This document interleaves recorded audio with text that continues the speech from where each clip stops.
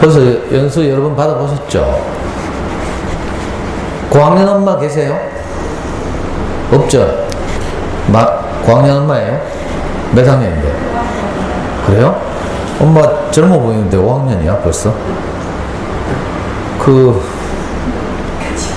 오늘 통합이에요? 주제가 뭐라고 안내돼 있어요? 그래, 그 영역이고 큰 영역이 자기주도 학습이고요. 그리고 그 자세한 주제는 없고요. 예, 원래 이제 교육청에서 정한 자기주도 학습의 주제가 공부의 참맛을 아는 아이로 키우기 이거죠. 이 공부의 참맛을 알기 얼마나 어려운데 이걸 주제로 정해가지고. 그래서 이제 그 공부의 참맛을 알게 하는 여러 가지 이제 길이 있는데 그 중에 원래 그 교육청에서 정한 그 소주제가 4가지가 있어요. 4가지. 그 중에 첫 번째 주제가 이거예요. 평생 공부에 미천을 마련하는 초등독서. 원래 오늘 도서실에서 하기로 되어 있었죠. 그래서 참 잘 됐다 싶었는데 학교 도착하니까 이리 올라가라 하더라고. 상담실로. 아니, 그래서 선생님이 그러면 도서관도 같이 관리해요? 뭐 그런 학교가 있나? 사서 선생님 따로 없고? 네. 희한하네. 완전히 분야가 다른데. 그죠? 지금까지 여러 번 연수를 받아보셨겠지만, 저는 죄송하게도 교직에 오래 있었다거나, 또는 무슨 교육 관련 전공을 특별히 해가지고 학위를 받았다거나, 이런 경험이 전혀 없어요.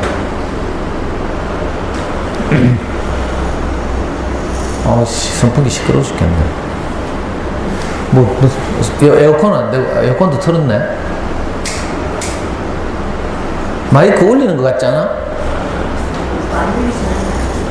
나 왜 이렇게 불편하지? 자꾸 올려서 내가 말하는 소리가 내 귀에 들리니까 볼륨이 커서 그런가?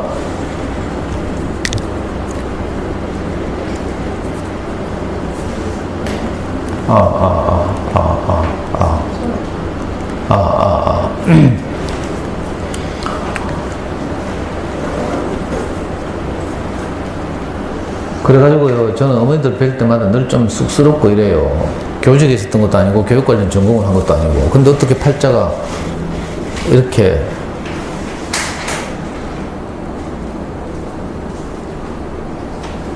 제가 한 번도 예상하지 못했던 이런 삶을 살고 있어요. 원래 교육청에서 제가 그래도 명색이 제일 많이 불려가는 강사잖아요.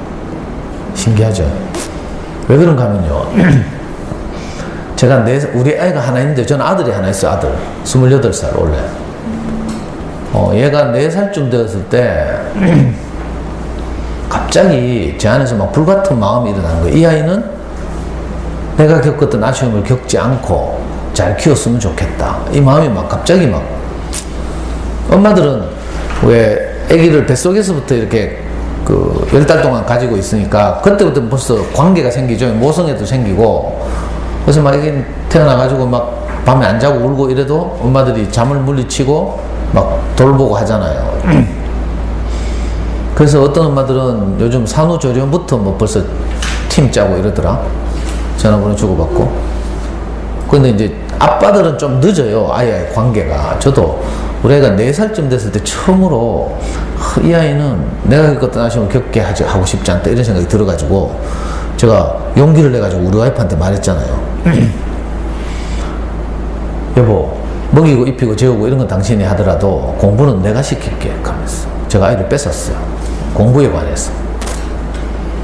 그때 우리 와이프 하는 거 보니까 좀 너무 서글프기도 하고 촌스럽게 이상한 4살 때 있잖아요. 브로마이드 이런 걸 구해와가지고 벽에 붙여놓고 애한테 따라 하라고 너무 촌스럽더라고. 그래서 제가 딱 보니까 저건 아니다 싶어가지고 뺏었어요. 지금 이제 오랜 시간이 지나고 나서 생각해 보니까 저는 이제 초등학교 1학년 때 아버지가 돌아가셨거든요. 그 이야기부터 할 수밖에 없는데 제 인생의 가장 큰 결핍 이게 뭔가 하면 아버지의 부재예요. 우리 아버지는 이제 초등학교 때 폐병을 앓았어요. 어릴 때. 요즘 폐결핵이라고 해서 뭐 이건 병도 아니지만 옛날에는 안 그랬거든요. 이 약을 계속 투약하니까 내성이 생겨가지고 병이 낫질 않는 거라. 그래서 시립병원에 오랫동안 입원해 계시다가 병이 낫질 않으니까 퇴원하라고 해가지고 집에 와서 희망 없는 하루하루를 살았어요. 자기 자신이 희망이 없으니까 세 아들에게 희망을 걸었죠. 우리 삼형제거든요. 형이 그때 초등학교 4학년, 제가 1학년, 동생이 6살. 그래서 늘 특별히 이제 우리 형, 장남이니까 저녁마다 있잖아요. 단칸세방에서 밥상 펴놓고 열심히 공부시켰어요, 아버지가. 아버지가 이제 아파서 일을 못하니까 엄마가 섬유공장 노동자로 이제 평생을 사셨죠. 제가 초등학교 1학년 때 어느 봄날이었는데, 그날도 엄마는 공장에 일하러 갔어요. 2교대, 12시간 2교대 하는. 밤일 하러 야간 가고, 아빠는 우리를 공부시켰어요. 형을 특히 왜 열심히 공부시키고 같이 단칸세방에서 잠들었는데, 다음날 새벽에 형이 막 울면서 우리를 깨우는 거예요. 막 울면서 아빠 죽었다 하면서. 그래가지고 우리 삼형제가 뭐 영문도 모르고 일나 보니 어려서 뭐 압니까? 또 일나 보니까 진짜 아빠가 옆에 요에 이렇게 입 앞에 보니까 거품이 이렇게 나와 있어. 24시기는 했는데 들이쉴 힘이 없어서 돌아가신 거죠. 제 일생에서 가장 그 깊은 트라우마이기도 하고 이런데, 그 사건 때문에 우리 삼형제는 정말 어려운 어린 시절을 보냈죠. 그것도 이제 형편이 점점 나빠서 엄마 혼자서 삼형제를 키우려고 하다가 더 어려워져서, 이제 제가 초등학교 4학년 때는 우리가 친척집에 하나씩 보내줬어요. 형은 저 전라도에 있는 무슨 먼 친척이 하나 안경점에 사환으로 가고, 저하고 동생은 서울로 올라가서, 하나는 저는 큰애 삼촌 집에, 동생은 작은애 삼촌 집에, 이렇게. 그것도 친척집에 오래 있으면 안 돼가지고 여러 친척집을 옮겨 다니느라고 저는 초등학교 6군데 다녔어요. 6군데. 겨우 졸업했어요. 그리고 우리 삼형제 중에 아무도 중학교를 못 갔죠. 우리 가족은 전부 자기주도 학습, 검정고시. 저는 중고등학교를 공장 다니고 이러면서 오리지널 검정고시를 했어요. 그러니까 진짜 자기주도 학습 전문가지. 학위도 없고 뭐 교직에도 없었지만. 그러다 보니까, 그리고 어쩌고 해가지고 검정고시에서 대학을 들어갔어요. 제가 대학을 들어갔을 때는 공교롭게도 전두환이 쿠데타를 일으켜가지고 광주에서 막 그 항의하는 광주 시민들을 막 학살하고 이래가지고 대통령이 됐어, 지멋대로. 그래가지고요, 왜 영화 택시 운전사 봤는가 모르겠네. 택시 운전사 보면 독일 기자가, 그때 국내 언론은 다 통제됐어요. 이 소식을 몰라. 광주에서 무슨 폭동이 일어났다 이런 정도로 알았죠. 근데 독일 기자가 찍은 사진이 해외 언론에 보도돼가지고, 제가 대학 들어가니까 그걸 전부 대학 학생들이 복사해가지고 그때 광주 항쟁이라고 불렀죠. 광주 항쟁 사진전을 하는 거라. 와, 그거 보고 내가 빽 돌아가지고요. 근데 젊은 80년대 대학을 다니는 사람들은 전부 데모했죠, 데모. 너무 분하고 막 이래가지고. 더군다나 저는 전공이 정치외교학과잖아요. 맨날 데모만 하는 과예요. 그래가지고 대학 들어가서 또 저는 운동권에 투신해가지고 계속 데모만 했어요. 제 전공이 화염병 던지기, 점거능성하기 막 이런 거 있어요. 그러니까 요약하면 저는 한 번도 공부할 기회를 가지지 못했다. 대학 들어가서도 사법시험 공부하거나 이래야 되는데 시국이니만큼. 영화 1987도 봤죠. 영화 1987 유명한데 1987년도 그 유명한 6월 민주화 운동이라고. 그때는 모든 대학생들이 막 나가서 데모하고 이랬거든요. 그때 제가 4학년이었어요. 군대 갔다 오고 복학한 4학년, 27살이었는데 경대에서 제일 유명한 운동권 선배였죠. 그래서 막 수배받고 잡혀가기도 하고 이랬는데, 그러니까 저는 한 번도 공부를 할 기회를 얻지 못했어요. 겨우 막, 그러다가 나도 모르는 사이에 결혼해가지고 애를 낳았는데 금방 4살이 된 거라. 그러니까 저도 모르게 본능적으로 이 아이는 한번 원 없이 공부를 시켜보자 이 생각이 든 거예요. 여러분들도 저와는 좀 다를지라도 이런 마음이 다 있죠. 우리 아이는 내가 부족했던 것을 겪게 하고 싶지 않다 이런 마음이 다 있잖아요. 그래가지고 왜 엄마들 보면 전부 피아노 보내고 이러더라. 자기가 어릴 때 피아노 막 우아하게 치고 싶은데 그럴 기회가 없었던 엄마들은 우리 애들 나오면 다 피아노 보내잖아요. 그거하고 비슷해요. 저는 막 공부를 한 번도 제대로 해본 적이 없어가지고 내가 한 번만 내게 기회가 주어졌더라면 내가 막 하늘을 날았을 텐데 뭐 이런 거 있잖아요. 그래서 우리 아이는 잘 키우고 싶었다니까. 그래서 4살 때 아이를 뺏어서 그때부터 제가 지금까지 키웠어요. 근데 큰 소리는 쳤지만 4살짜리 아이를 뺏어서 큰 소리는 쳤지만 사실 어떻게 키워 잘 키우는지 모르겠어. 제가 잘 양육받은 경험이 없잖아요. 저는 그냥 방치돼서 불우한 어린 시절을 슬럼가에서 이렇게 보냈거든요. 엄마들은 진짜 편리하게 아이를 키우더라. 그냥 간단하게 동네 언니들하고 사귀면 되잖아. 제가 우리 애 엄마가 학교 교사라 가지고 아침 일찍 출근하면 제가 애를 유치원 때 노란차 튀어서 보내고 이거 제가 다 했어요. 그때 유심히 엄마들 관찰했거든. 관찰하고 엄마들 노란차 태워 보낸 다음에 전부 거기서 딱 모여가지고 수다 막 떨더라. 그러면서 뭐 사귀고 막 이러대. 엄마들은요, 나이가 필요 없어. 애 학년이 엄마 나이하고 비슷해. 그래서 막 서로 막 찍찍 반말하고 막 늦둥이 난 엄마 억울하고 막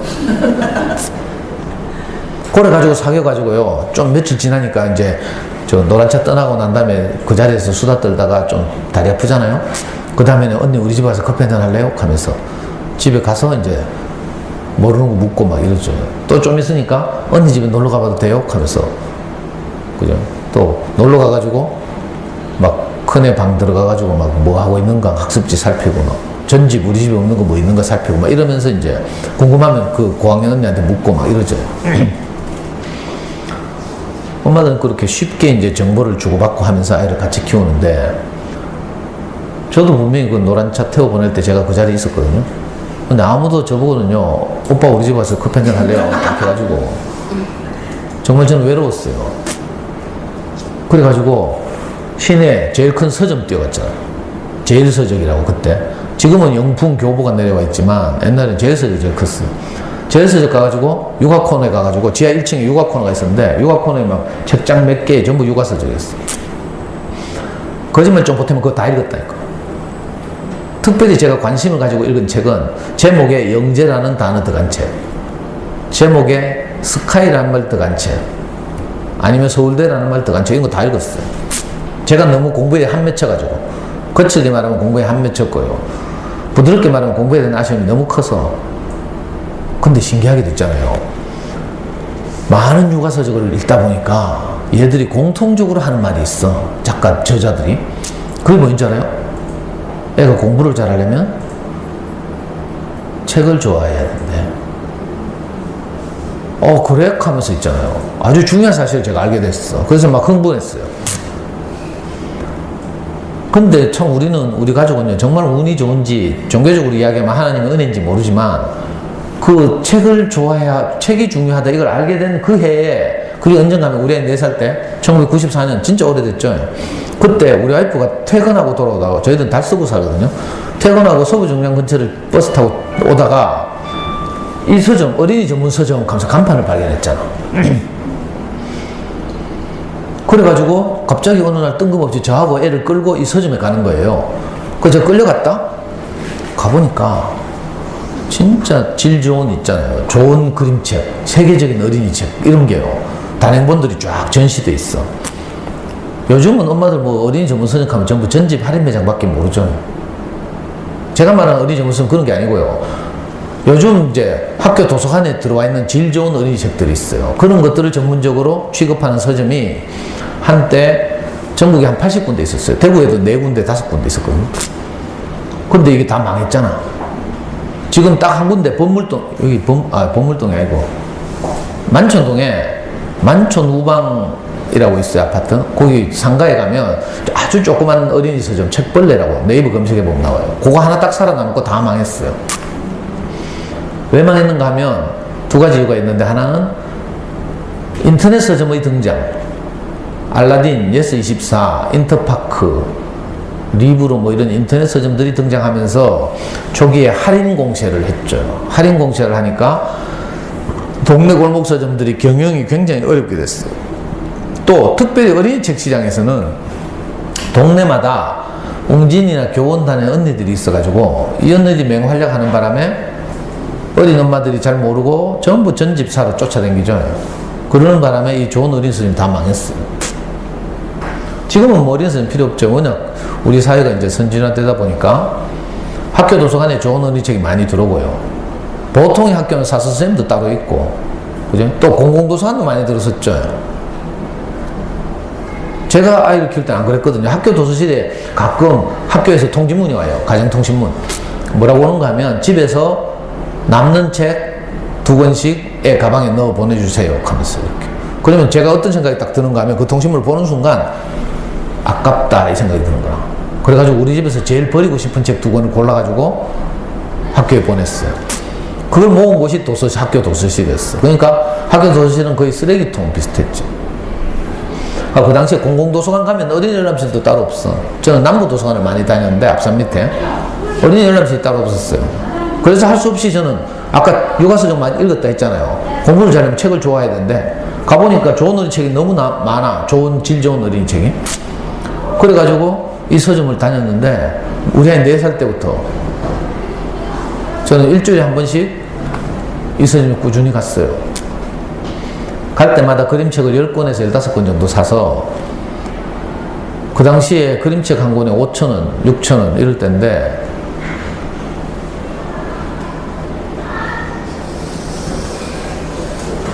그 당시 돈으로 한 10만원, 일주일에 한 10만원 정도를 들여서 꾸준히 그림책을 사서 10권에서 15권을 사서 집으로 돌아와서 아이한테 읽어주고요.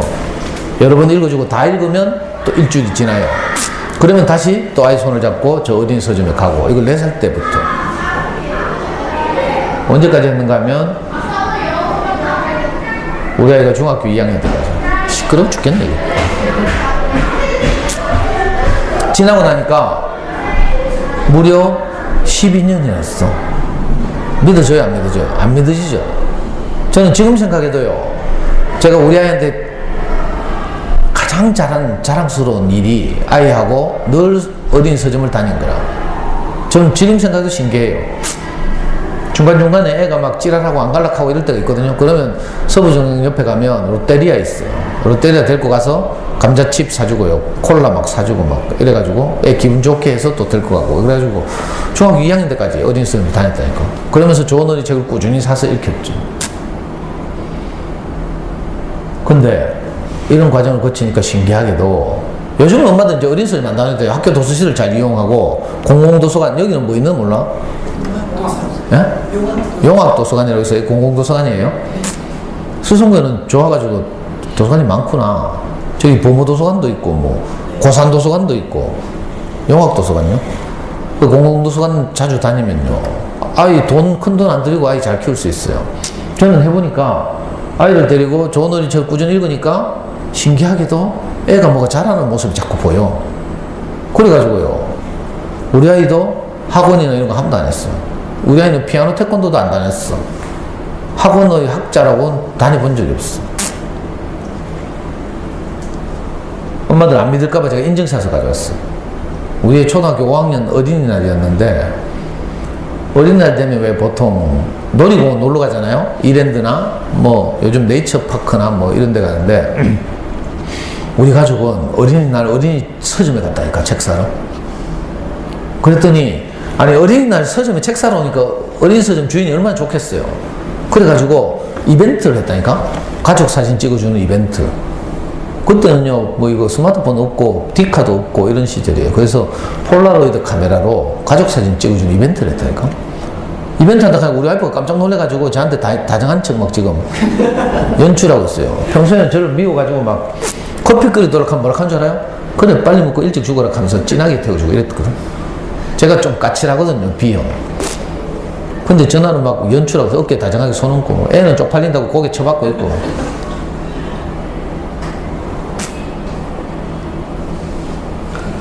여러분들 왜 아이들 키우면서 어린이집 유치원 보내고 하다 보면 몬테소리라는 분을 만나게 되죠. 몬테소리가 교구 이름이 아니고 이탈리아 유명한 교육학자 이름이에요. 그분의 이름을 따서 이제 몬테소리 음물 이런 걸 만든 건데, 마리아 몬테소리가 말하기를 한 아기가 훌륭한 어른으로 성장하려면 크게 3가지 영역의 균형 잡힌 발달이 필요하다 이렇게 말했어. 그 균형 잡힌 3영역이 뭔가 하면 신체 영역, 그 다음에 인지 영역, 정서 영역, 이렇게 3영역이 고루 발달해야 한대요. 신체적으로 건강해야 되죠. 그래서 엄마들 보면 왜 아이들 유전자 조작식품 안 먹이고 그러죠? 밀도요, 이 빵 만드는 재료가 밀이잖아요. 옛날에 그 유전자 조작되지 않은 밀을 먹었을 때는 이렇게 지금처럼 비만 같은 게 없었다니까. 근데 유전자 조작되고 생산성을 높이고 뭐 이러다 보니까 지금 밀로 뭘 먹으면 있잖아요. 비만, 성인병 걸리잖아. 그래서 어떤 학자들은요, 밀로 만든 것만 먹지 말래. 그러면 절대 살 안 찐대. 이런 말도 있어.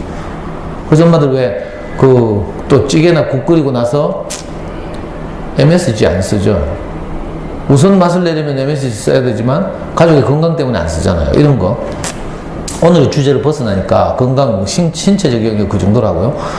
자, 학습과 직접적으로 관련된 영역이 뭔가 하면 인지 영역이에요. 인지 영역이 잘 발달해야 돼. 그죠? 그 인지 영역을 구성하고 있는 요소들이 지금 제가 모니터에 보여드린 대로 가장 중요한 게 생각하는 힘, 또 창의적인 사고, 이런 거죠. 그리고 독해 능력, 어휘력, 이런 것들. 자, 이런 것들이 잘 자라야 아이들이 공부하는데 어려움을 겪지 않아요. 근데 엄마들이 이런 거 잘 안 하더라. 체육이 중요하다는 거 다 알죠? 아는데 그렇게 안 해. 이상하죠.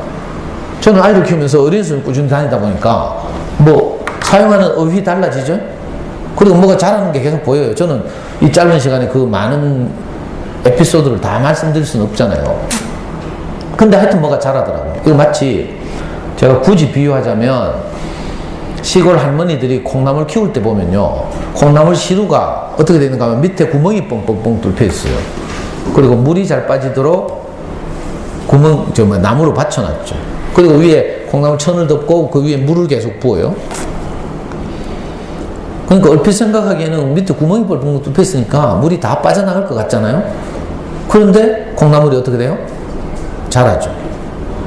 체육기가 이거와 비슷해요. 뭐 돈 안 되는 것 같죠? 엄마들 얼핏 보기에. 남는 거 없는 것 같죠? 그렇지 않고 뭐가 자라요? 생각하는 힘이 자라. 좋은 노래 책 읽으면요, 이놈의 책들은 굉장히 불편해. 그래서 집중해야 돼요. 저자의 의도도 파악해야 되고 행간의 숨은 뜻, 이걸 영어로 컨텍스트라고 하죠. 텍스트를 읽으면서 컨텍스트를 이해해야 돼요. 그리고 배경, 그죠? 살펴야죠. 그림 살펴야죠. 복잡한 상호작용을 하게 돼 있어. 가끔 가다가는 내 경험과 좀 달라서 부딪혀. 그러면 책 읽다가 덮어놓고 어떻게 해요? 회상이 빠지기도 하죠. 이런 작용을 통해서 아이들이 생각하는 힘이 자라요. 그리고 우리 아이들이 커서 나중에 대학에 갈 때 수능을 치잖아요. 대학에서 또는 우리 사회가 우리 아이들을 평가하는 중요한 평가 도구가 뭐예요? 듣기를 조금 제외하면 전부 뭐예요? 읽기예요, 읽기. 독해라는 거죠. 지문을 주고 그 지문을 얼마나 잘 이해하고 있는지를 파악하는 이런 평가를 받거든요. 그러니까 어린 시절에 텍스트를 많이 접하는 것이, 그죠? 독해 능력을 향상시키는데 아주 큰 도움이 되죠. 그리고 당연히 어휘력 풍부해지고요. 어휘는 사전 찾아보고 외우면 얼마 못 가. 그렇죠? 근데 이 책을 읽다가 저 책을 읽다가 자주 등장하거든. 어떤 말들이 그걸 문장 속에서 아이들이 이해하는 거예요. 그러면 이게 자기 말이 돼요. 무슨 말인지 알겠죠? 사전 안 찾아도 여러 다양한 책들 읽다 보면 거기 등장하는 낱말 한자 공부 안 해도 돼. 뭐 우리말의 70%가 한자로 되어 있기 때문에 계산하면서 장원 한자 하라고 뭐 언니도 꼬시고 그러죠. 한자 안 해도 돼. 그죠? 그냥 좋은 어린이책 꾸준히 읽다 보면 그 어린이책에 등장하는 어휘들이, 그죠? 자주 만나기 때문에 그거 무슨 말인지 알게 돼요. 신기하다니까? 좋은 어린이책 꾸준히 읽으면 이런 요소들이 자라요. 이게 가장 중요한 거죠, 사실. 왜 그런가 하면 서울의 교보문고 앞에 가면요, 서울 광화문에 가면 교보문고 본점이 있거든요. 본점 앞에 가면 그 교보문고 창립하신 신용호 회장이 저 돌비석을 세워놨어. 최근 저 유명한 건데, 책은 사람을 만들고, 아니다, 사람이 책을 만들고 거꾸로 책은 사람을 만든다, 이 말이 있어. 무슨 말인가 하면 책이 사람에게 영향을 미친다니까. 우리 아이에게 좋은 영향을 미치게 돼 있어. 그래서 아이들이 자라는 거지. 이게 눈에 보이지 않죠. 근데 이건 현찰이 아니야. 이번 기말고사에서 당장 점수를 올릴 수 있냐, 이거하고는 좀 거리가 있거든. 그러니까 엄마들이 이거 잘 못하는 거예요. 현찰이 아니고 마치 어음 같은 것. 일본의 어떤 학자는 그래서 이걸 보고 숨은 실력 이렇게 불렀어요. 사고력. 우리 대학이 우리 아이들을 평가할 때 가장 중요하게 생각하는 요소가 뭔지 알아요? 생각하는 힘이라니까. 그래서 문과로 가면 논술 치고요. 이과로 가면 구술 면접 본다니까. 이 아이가 얼마나 생각하는 힘이 깊은지를 평가하는 거예요. 왜? 본고사를 못 치게 해놨거든. 우리나라 교육부가 절대로 할 수 없는 정책 3가지가 있어. 이게 뭔가 하면 삼불정책이라고 부르는데 3가지 절대 못해. 첫 번째는 기여입학제. 돈 많은 사람들이 사립대학에 기부를 하고 그 반대급부로 대학을 들어가는. 이거 미국에서는 가능하거든요. 우리나라에서는 안 돼. 그러면 못 사는 사람들이 너무 분하잖아요. 그래가 대모일 난다니까. 그래서 절대 못하게 됐어요. 기여입학제 못하고, 그 다음에 고교 등급제를 못하게 해놨어요. 무슨 말인지 아세요? 외고나 과고하고 일반 인문계 고등학교하고 똑같이 취급하는 거라고. 일반 인문계 고등학교에 5등급하고 외고의 5등급을 대학 갈 때는 똑같이 취급해요. 무슨 말인지 알아요? 사실은 실력은 외고 애들이 훨씬 뛰어나겠죠. 공부 잘하는 애들 모인 데서 5등급하고 평범한 아이들 모인 데서 5등급은 다르거든. 그런데 이걸 차별하게 되면 고교 서열이 생겨. 우리나라 평준화 정책을 쓴 지 지금 20년 넘었잖아요. 그죠? 고교가 다시 서열이 생기면 큰일 나는, 시끄러워지는 거지, 나라. 그래서 고교 등급제를 절대로 못해요. 나머지 하나가 본고사를 금지하는 거라고. 본고사가 없어진 지 지금 30년 이상 지났는데, 본고사를 치게 되면 사교육 시장이 너무 팽창해요. 그래서 본고사를 못 치거든. 그래가지고 대학들은 근데 우수한 애들 뽑고 싶잖아요. 그래서 어떻게 하는 줄 알아요? 나중에 애가 대학 갈 때 되면, 예를 들어서 의대를 가고 싶다. 이과로 가잖아요. 그러면 면접 보러 가? 면접 볼 때요, 대기 시간을 줘. 복도에서 20분 대기했다가 불려가요. 20분 동안 뭐 하는 줄 알아요? 시험지 한 장을 줘. 시험지 보면 수학 문제 2문제 적혀 있어. 그걸 눈으로 푸는 거라. 그 다음에 면접고사장 딱 들어가면요, 교수님 3분이 딱 앉아있고 칠판이 하나 딱 있어. 칠판에다가 방금 복도에서 눈으로 푼 2문제를 설명하라고 하는 거야. 그럼 설명하잖아요? 설명하면 중간에 교수님들이 태클을 걸어. 왜 그렇게 생각했지? 다른 더 좋은 방법 없을까? 뭐 이렇게. 이럴 때 아이가 생각하는 힘이 있어야, 그죠? 교수님의 태클에 대해서 자기 생각을 표현하거나, 아니면 자기가 무슨 오류가 있어서 교수님이 태클을 걸면 재빨리 교수님의 견해를 수용하고 새로운 길을 찾거나, 이런 이제 이게 생각하는 힘을 아주 단순하게 10분, 20분 만에 측정하는 거죠. 엄마들은 잘 모르시겠지만 우리 사회나 대학이 가장 중요하게 생각하는 것이 아이들의 생각하는 힘을 측정하는 것이다. 그래서 어릴 때 우리가 뭘 해야 돼요? 생각하는 힘을 길러줘야 돼요. 이걸 스포츠로 말하면 기초 체력을 길러주는 거죠. 이번에 1월 달에 우리나라 평창에서 동계올림픽 했어요. 동계올림픽 가운데 제가 가장 관심 있게 보고 엄마들한테 말하고 싶은 종목이 뭔가 하면 스피드 스케이팅에 이번에 최초로 채택된 정식 종목이 있었어요. 매스 스타트라고. 들어봤나 모르겠네. 들어봤어요? 그 우리나라 애들이 우승했잖아. 우리나라 이승훈이라는 애하고 20살짜리 정재훈이라는 애가 결승에 진출해가지고 마지막 결승전을 하는데 우리가 어떤 전략을 쓴 줄 알아요? 이승훈은 우승 후보니까 선배고 베테랑이잖아. 그래서 니는 중간쯤에 숨어서, 그죠? 자기 페이스를 조절하면서 레이스를 하고, 재훈아 니는 앞에서, 제일 앞에서 다른 놈들을 못 나오게 막아라 하면서 감독이 그렇게 지시를 했다니까. 개인 종목인데 원래 이렇게 하면 안 돼. 근데 하여튼 올림픽이 개인 종목인데 이상하게 국가대항전처럼 돼가지고, 그 정주훈이라는 20살짜리가 제일 앞에서 막 달리고 있잖아요. 이승훈은 중간쯤에 숨어가지고 달리다가 마지막에 2바퀴 남겨놓고 이승훈이 앞으로 치고 나와서 우승했잖아요. 기억나요? 그 종목에 보면요, 그 경기 중계방송을 잘 보면 유튜브에 한번 찾아봐요. 제가 다운받아서 여기 PPT 집어넣는다 하는 게 맨날 지금 게을러가지고, 거기 잘 보시면요, 그 경기에서 초반부터 반바퀴 먼저 달리는 선수들이 있었어요. 2명 있었다니까, 2명. 반바퀴 먼저 달렸어. 불안해가지고. 남들보다 빨리 달리고 싶어서. 어떻게 된 줄 알아요? 걔들이 우승했게요, 안 했게요? 못했죠. 나중에 다 따라잡았어요. 반바퀴 뒤늦게 달리던 그 이승훈이 속했던 그룹 애들이 얘들을 다 따라잡았어요. 왜 그런가 하면 반바퀴 먼저 달린 애들은 일단 실력이 안 돼. 기초 체력이 없는 거죠. 그러니까 아무리 반바퀴 먼저 달려도 나중에 다 따라잡히는 거죠. 왜냐하면 이거 단시간에 승부가 나는 게임이 아니라서 그래요. 여러 바퀴, 10몇 바퀴, 15바퀴가 돌아서 기록도 필요 없어. 매스스타트는 다른 스피드 스케이팅 종목과 다르게 기록을 재는 경기가 아니라 순위를 재는 경기예요. 그래가지고 제가 그 종목 유심히 봤잖아요.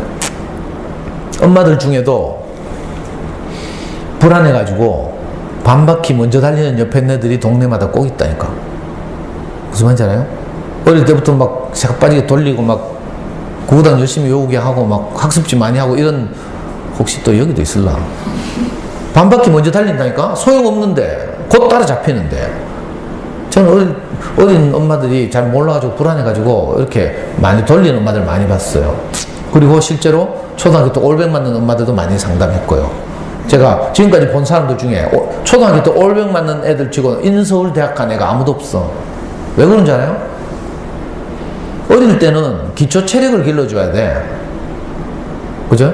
근데 어릴 때 체력을 기르는 게 아니라 이 주법을 가르쳐. 문제풀이 기술 이런 거. 그래가지고 다른 애들보다 반바퀴 먼저 달린다? 이번 기말에 한두 개 더 맞겠지, 그러면.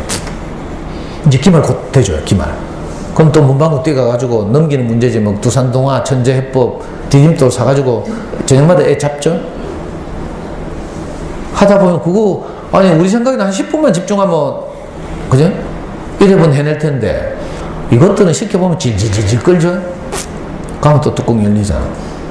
여러분도 아이 키우다 보면 전부 정신병 하나씩 있죠? 그 병명이 뭔지 알아요? 충동조절장애라고. 저도 아이를 키우다 보니까 내가 처음으로 사이코인 줄 알았어. 그전까지는 난 괜찮은 사람인 줄 알았다니까. 그죠? 특히 수학 공부 시켜보면. 제가 이 짧은 시간에 제가 얼마나 사이코인지 다 말씀드릴 수는 없고, 엄마들도 왜 애 막 심하게 잡는 날 있죠? 그러면 막 그날 막 자책이 되고 막 내가 미친년 아닌가 싶고 막 이래가지고 막, 그죠? 내일은 꼭 내가 어디 정신과원 가봐야지 이런 생각 하죠? 근데 정신과 가도 소용없어요. 정신과 가면 의사들이 하는 게 뭔지 알아요? 우리 하소연 들어주고요. 듣다 귀찮으면 좀 심하다 싶으면 약물 처방하는 거예요. 항우울제 아니면 신경안정제. 근데 이거 우리가 아이를 키우면서 헷가닥 하는 이거는 있잖아요. 그 약 먹어도 소용없어요. 약 먹어서 효과가 있으려면 이 증세가 사이코가 풀타임이라 되거든. 풀타임 사이코 같으면 항우울제나 신경안정제 먹으면 돼. 가면 이제 뭐 캄다운 되죠. 그런데 우리가 애 잡는 이 질병은요, 풀타임이 아니야. 가만히 놔둬도 2시간 지나면 다 제정신 돌아와. 그래서 2시간 후에 애 방에 뛰어가가지고 또 막 울면서 막 미안하다 하고 막 사랑한다 하고 막 아까 미쳤는 같다 하고 이렇게 하잖아요. 저는 이거 엄청 많이 했어요. 여러분들이 하는 것보다 한 100배는 많이 했을 거라. 왜냐하면 공부에 대한 아쉬움이 훨씬 더 클 거 아니에요. 그래서 제가 지금 여러분들한테 말씀드린 것을 너무 잘난 척한다 이렇게 듣지 마시고, 저는 여러분들보다 훨씬 더 많이 넘어졌어요.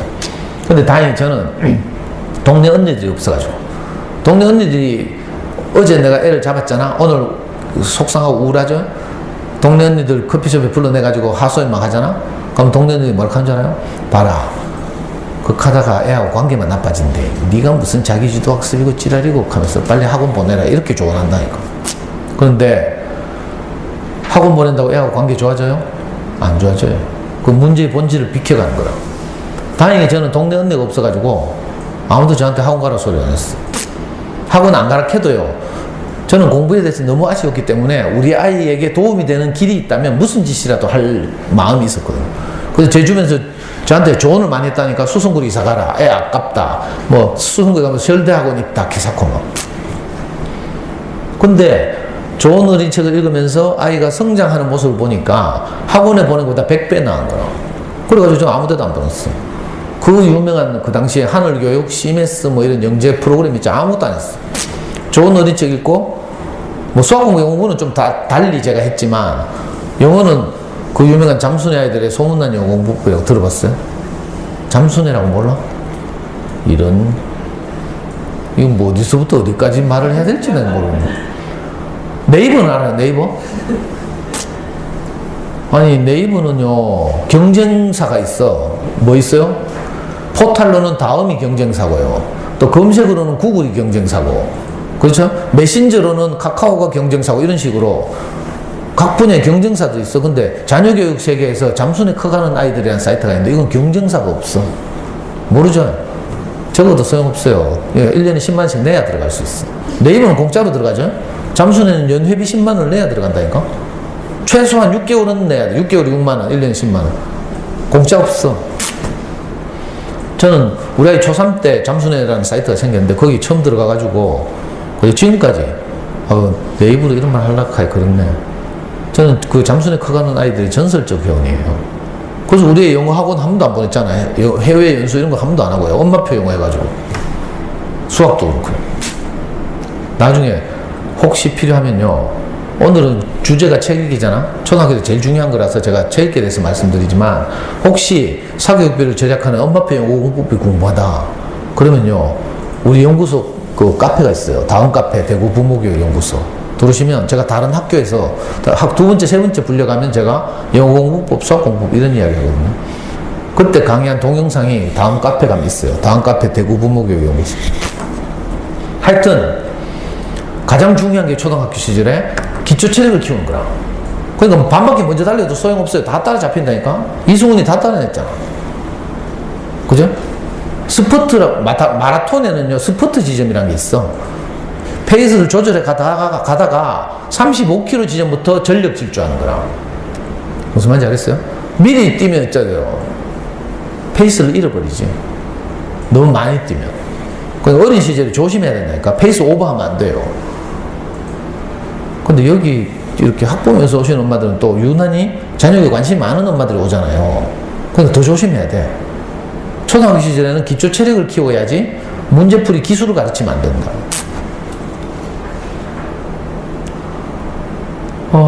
제가 또 인증샷 하나 가져왔어요. 우리 아이는 어떤 영재교육도 안 받았다고 했거든요. 우리 아이 6학년 때 일인데 우리 아이 6학년 때 그때 교육감님이 그게 바뀌었어요. 그 바뀐 교육감님이 취임하시자마자 대구광역시 교육에서 가장 중요한 것을 창의력 신장이라고 잡았어요. 지금 교육감님은 행복을 가장 중요하게 생각해요. 근데 교육감님마다 왜 강조점이 다르잖아? 그때 교육감님은 창의력 신장. 그래가지고 취임하자마자 제1회 대구광역시 초등학생 창의력 경진대회를 열었어요. 초등학교에 공문을 보내가지고 각 학교 대표 한 명씩을 뽑으래. 그래가지고 우리 애는요, 저 앞산 밑에 조그만 초등학교 한 학급에 3반 있는. 그때 6학년 때인데, 3반 한 100명 있었는데, 거기서 대표가 됐잖아. 그때 대구에 초등학교 190개 있었어, 190개. 지금은요, 250개나 있어. 190개 학교에서 난다, 긴다 하는 애들이 다 학교 대표가 돼가지고, 대구 교대에 모였잖아. 그리고 대구 교대 교수님들이 출제한 8문제를 해결하는 창의력 경진대회를 했다니까. 그때 우리의 동기들 중에 대구에서 제일 똑똑한 애들은 주로 어디서 모여 있었는가 하면 경북대학교 영재교육원이라고 있어요. 그때는 아직 영재교육법이 통과되기 전이어서 교육청 영재는 선발하는 제도가 없었어요. 그 후로 2000년 이후로 이제 교육청 영재해가지고 수성구에서 60명 뽑죠. 한 학년당 60명. 동구에서 60명, 남부교육청 60명 이렇게. 달성군 20명. 그 200명의 영재를 일주일에 한 번씩 이제 영재 수업을 하는데 요즘 우리 할 때는 그게 아직 없을 때고 그래서 제일 똑똑한 애들은 경북대학교 수학과학 영재교육원에서 주말마다 교수님들하고 실습하고 뭐 실험하고 이러면서 큰 애들이 있었어요. 정말 똑똑한 애들이 많았다니까. 걔들이 전부 학교 대표로 다 나온 거야, 이 대회에. 근데 우리 애가 저 남구에 이름 없는 초등학교, 듣보잡 초등학교에서 운이 좋아서 대표가 된 애가 저 대회에 갔거든? 갔다 오더니 애가 계속 발표를 기다리는 거야. 홈페이지를 들락날락 하면서. 지가 느낌이 좋았나 봐. 그래서 제가 걱정이 있었을 때는 거예요. 애 기죽을까봐. 떨어지면 기죽잖아. 저렇게 관심과 기대를 가지고 있는데. 그래가지고 제가 애한테 계속 말렸어요. 기대하지 마라, 기대하지 마라. 아빠가 네 학원 안 보내고 책 많이 읽히고 하는 것은 아빠가 멀리 보고 너를 키우기 때문에 그렇다. 너는 지금 당장 상 안 받아도 괜찮다. 나중에 대학 갈 때 수능 칠 때 우리는 전국 수석하자 하면서 제가 애를 말렸다니까. 근데 애는 제가 위로하는 말을 개무시하고 계속 홈페이지 들락날락 하더라고. 발표가 났어.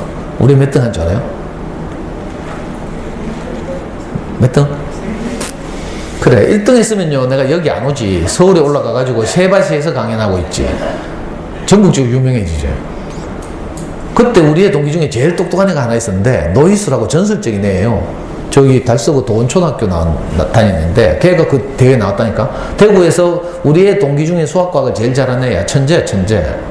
걔는 어릴 때 아버지가 저기 미국의 프린스턴에 교환교수로 갔어. 그래가지고 얘가 초등학교 때 프린스턴을 살았다니까. 그래서 얘가 꿈을, 자기는 커서 프린스턴 올 거야 하면서 꿈을 키웠대. 걔가 도원초등학교 대표로 나왔어. 나중에 얘 어떻게 된 줄 알아요? 도원초등학교, 도원중학교 나와가지고 그때 우리나라 최초로 과거 제도를 넘어서는 한국과학영재학교라고 부산에 만들었잖아. 그 노이수는 애가 부산에 한국과학영재학교 갔어요. 2년 만에 졸업하고 프린스턴 갔잖아. 그래 똑똑한 애가 여기 나왔다니까? 근데 우리 애가 어떻게 1등 하겠어요? 근데 그 노이수는 친구도 이 대회에서 1등 못했어. 노이수라는 애 2등 했어, 2등. 그만큼 우수한 애들 많았다니까. 그래가지고 1등 한 명에게 금메달, 2, 3, 4등에게 은메달, 5등에서 9등에게 동메달. 이거 색깔은 뭐 누르띵띵 하죠. 동메달. 우리 애 5등 했다니까. 5등이 어디에요? 잘했죠? 제가 얼마나 자랑스럽게 생각했는데. 작년에 우리가 대학을 졸업하고 외국에 취직했어. 그래가지고 내가 애 방을 내가 쓰려고 애 방 정리하다가 이 메달을 발견했잖아. 그리고 원래 PPT는 내가 이 메달을 인증샷으로. 너무 자랑스럽더라고. 왠 줄 알아요? 그때 대구교대 교수님들이 사회 2문제, 과학 2문제, 수학 2문제, 국어 2문제 이렇게 총 8문제를 내고 아이들 평가한 거라. 그때 국어 문제 어떤 게 나오는지 알아요? 은행나무에 관한 긴 지문을 주고요. 은행나무는 2억 년 전에 지구상에 출현해서, 그죠? 지금까지 멸종하지 않고 많은 대륙으로 번성하고 있다. 왜냐하면 은행나무가 인류에게 주는 유익이 이런 것들이 있기 때문에 그렇다. 근데 은행나무보다 늦게 출현한 종들 가운데 많은 것들이 지금 지구상에서 사라지고 없다. 뭐 이런 긴 지문을 주고요. 문제 딱 하나 있어. 네가 생각하기에 은행나무가 지금까지 멸종하지 않고 있는 이유를 생각나는 대로 써라. 하고 밑에 10몇 줄. 논리적으로 많은 생각을 써내면 높은 점수를 받는 거예요. 또 한 문제 뭔지 알아요? 한 젊은 엄마 둘이서 아기 하나를 안고 솔로몬을 찾아왔다. 서로 자기가 엄마라고 우기고 있다. 솔로몬이 빡쳐가지고 도저히 친엄마를 가려줄 수가 없어서 애를 반토막 내라고 했다. 그랬더니 친엄마는 깜짝 놀라면서 저 여자한테 양보하겠습니다 하고, 그 가짜 엄마는 네 그러세요 하고, 그래가지고 솔로몬이 눈치를 채고 친엄마를 찾아줬다. 뭐 이런 이야기 있죠, 성경에. 진짜 확인소서. 자, 이 긴 지문을 주고 네가 만약 솔로몬이라면 어떻게 친엄마를 찾아줄 것인지 생각나는 대로 써라. 문제 수준 어때요? 거기서 뭐 제비 뽑는다 이렇게 사면 감점이지 이제. 논리적 사고를 해서 어떻게 좋은 아이디어로 친엄마를 가려줄 것인지를 써내는 거라. 거기도 10몇 줄 비어있어요. 많이 써낼수록 높은 점수를 받아. 무슨 말인지 알겠어요? 수학도 있는데 이건 뭐 시간이 없고 뭐 칠판도 없고 이러니까 나중에 뭐 내년에 불러주시면 내년에는 생명을 살리는 수학 공부, 아니면 후내년에는 엄마표 연구 공부, 사교육비를 제작하는 엄마표 연구 공부. 어제 내 부른 선생님이 전화 왔더라. 법물동에서, 이 학교에서. 선생님 잠수내 공부법에 대해서도 이야기 좀 해줄 수 있어요? 하면서. 그 선생님이 왜 그런 걸 궁금해하는지 몰라. 애기 키우나? 근데 그 잠수내 공부법은 이야기해도요 몇 시간 걸린다니까. 어제도 어떤 학교 가서 그 이야기 했는데 2시간 했는데 내가 조금밖에 못하고 왔어. 하여튼 이런 흔적들이 생기더라니까. 좋은 논리책 읽으면. 그죠? 꼭 모든 아이들이 좋은 논리책 읽으면 그럼 다 똑같이 됩니까? 그건 아니죠. 우리 아이보다 훨씬 잘할 수도 있고요. 좀 못할 수도 있지만, 제가 초점은 뭐예요? 우리 아이들이 가진 가능성을 최대한 잘 발휘할 수 있도록 돕는 거죠. 가장 좋은 방법이 어린 시절에는 문자와 친하게 하는 거예요. 책을 좋아하게 하는 거예요. 그래서 보이지 않는 실력이 향상되도록. 이런 실력은요, 아까 방금 말한 이런 생각하는 이런 건요, 학교 기말평가로는 알 수가 없어. 학교 기말평가 아주 단순하잖아요. 횡단보도를 건너가는데 노란불이 깜빡이고 있다. 어떻게 하면 좋습니까? 이게 슬기로운 생활에 나오잖아. 그죠? 정답은 뭐예요? 다음 신호를 기다린다. 이거잖아. 근데 어떤 애들 뭐라고 써요? 엄마 손에 질질 끌려서 새가 빠지게 뛰어 걷는다. 이렇게 쓴다니까. 그러니까 이런 문제를 가지고는 깊은 생각을 측정할 수가 없어요. 그래서 기말고사로도 드러나지 않아. 그래서 엄마들은 여기에 대해서는 자신이 없죠.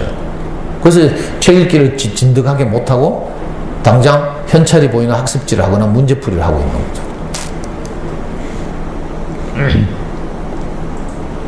제가 지금까지 그 엄마들 대상으로 이 부모교육 강의를 한 지 15년이 지났는데 15년 전이나 지금이나 책 읽기가 중요하다는 사실을 엄마들이 다 알고 있어요. 신기하더라. 학교마다 다 알고 있어요. 그런데 이상한 현상을 제가 발견했어. 여러분들 아이들이 아직 어리니까 이 아이들 커서 자 수능고사전까지 가서 그죠? 수능을 친다고 상상해봐요. 그리고 제가 필름을 거꾸로 돌리는 거예요. 저는 그 영화 박하사탕 좋아하거든. 보신 분 있어요? 우리나라가 나간 세계적 감독 이창동을 몰라? 이창동의 영화들은 다 봐야 되는데 박하사탕 보면요 첫 장면이 뭔지 알아요? 설경구가 기차에 뛰어들면서 자살하는 장면이에요. 나 돌아가고 싶어 하면서. 그리고 영화는 카메라의 시선을 설경구를 필름을 거꾸로 돌리니까 왜 이 젊은이가 기차에 뛰어들 수밖에 없었는지를 쫙 돌리면서 설경구가 광주민주운동 때 공수부대 들어가서 총 잘못 쏴가지고 여고생을 죽이는 사건부터 정신이 이상해지기 시작하죠. 이런 어려운 일들을 쭉 돌린다니까.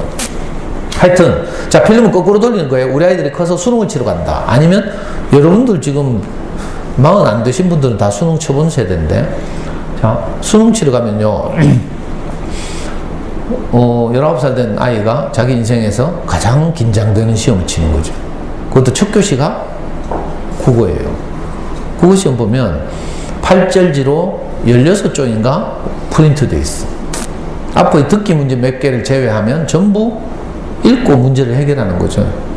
우리말이잖아, 우리말. 그리고요, 수능 첫 교시가 국어라서 첫 교시 잘 쳐야 돼. 첫 교시부터 엎어놓고 자면 어떻게 돼?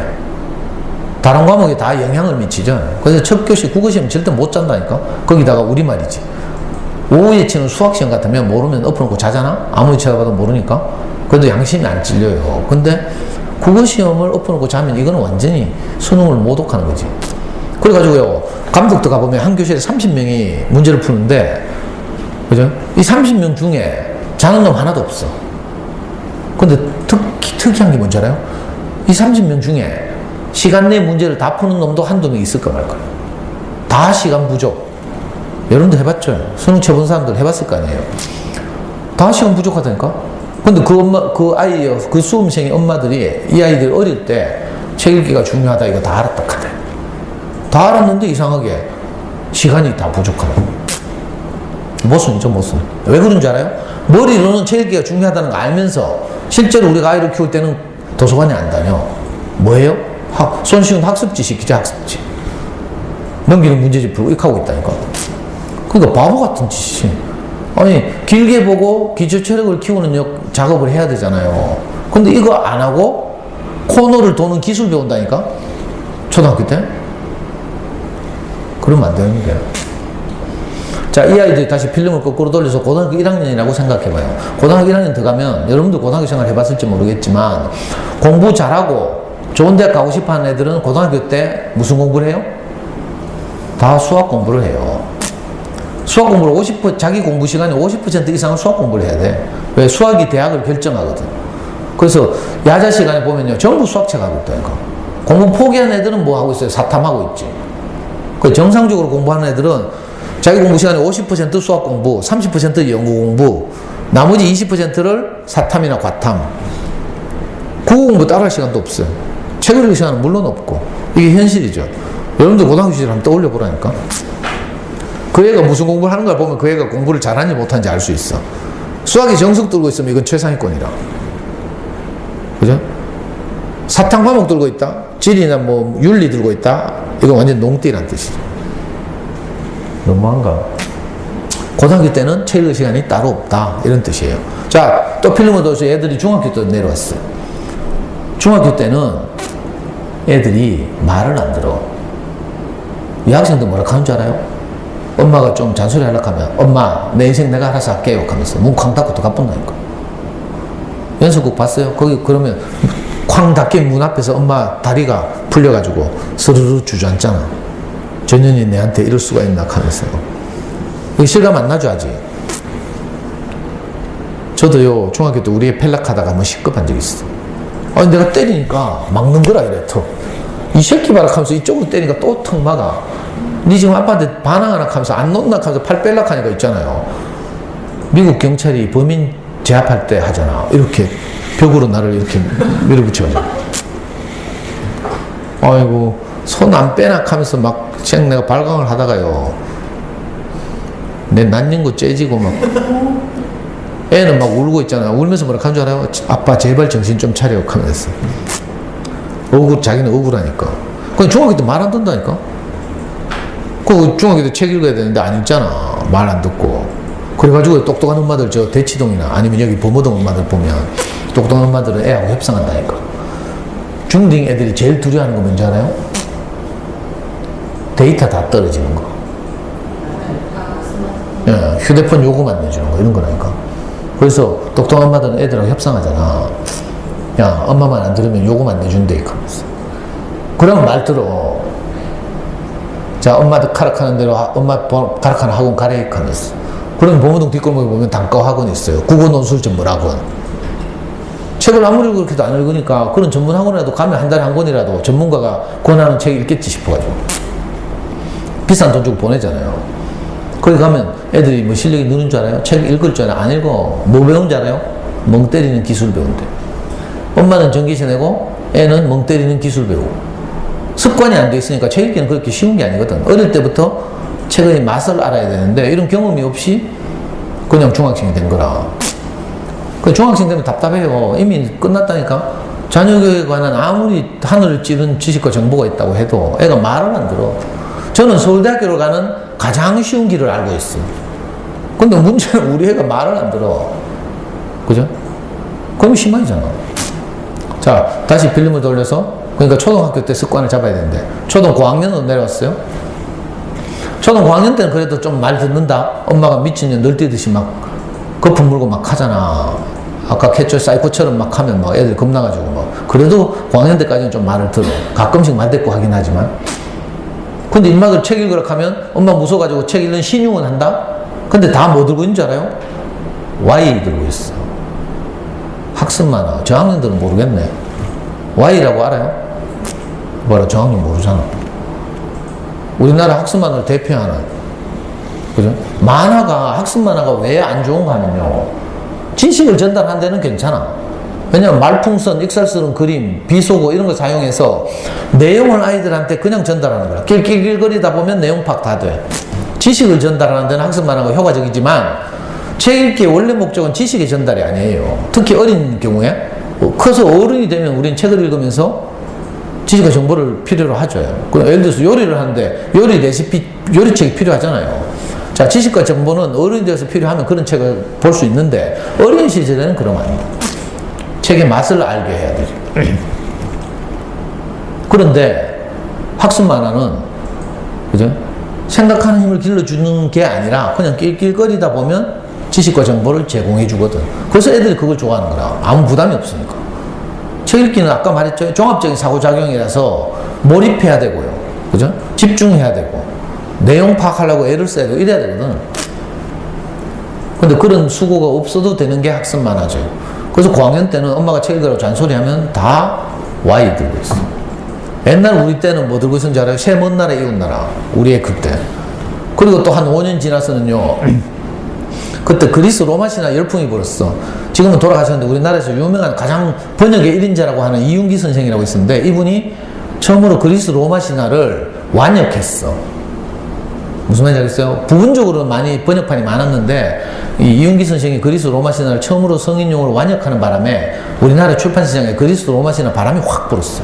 그래가지고 초등 버전으로도 만화로 보는 그리스 로마 신화 하면서 어떤 듣보잡 출판사에서 그걸 시리즈 수십 권을 냈어. 그리고 애들 다 그리스 로마 신화 만화로 보는 거. 가나 출판사라고. 진짜 저급한 책이죠. 또 한 5년 지나니까 이번에는 책 뒤에 한자 카드 한 장씩 붙여주고 만화로 만들어가지고 마법천자문 온 대한민국 아이들을 다 또 만화에 빠지게 했죠. 그 마법천자문이 한 5년 동안 권력을 누리더니 그 다음에 등장한 게 Y라. Y도 처음에 몇 권 낼 때는요, 이 지식을 전달한 책으로는 괜찮은 학습 만화였어. 근데 이게 장사가 되니까 온 데다 Y 붙여가지고 수백 권의 Y 책이 나왔죠. 지금은 막 홈쇼핑에서 막 묶어서 팔고 이러잖아.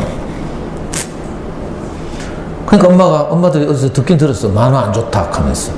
그러니까 Y 보고 있으면 서글프죠? 불안하죠? 할 수 없이 뭐 해요? 전문가들한테 또 맡겨야지. 그래가지고 동네마다 보면 웅진 북클럽, 주니어 플라톤, 또 뭐 있더라? 한우리 독서논술, 이런 거 하죠. 이건요, 책 읽는 프로그램이 아니에요. 책을 읽고 문제를 푸는 프로그램이지. 결국 문제를 푸는 교재라, 그게. 책 읽기를 통해서 아이의 뭐 생각하는 힘이 자라야 된다고 했죠? 근데 책 읽기를 통해서 아이의 생각하는 힘을 자라게 하는 게 아니라 어릴 때부터 문제 푸는 스킬을 배우는 거라. 이건 아주 잘못된 방식이죠.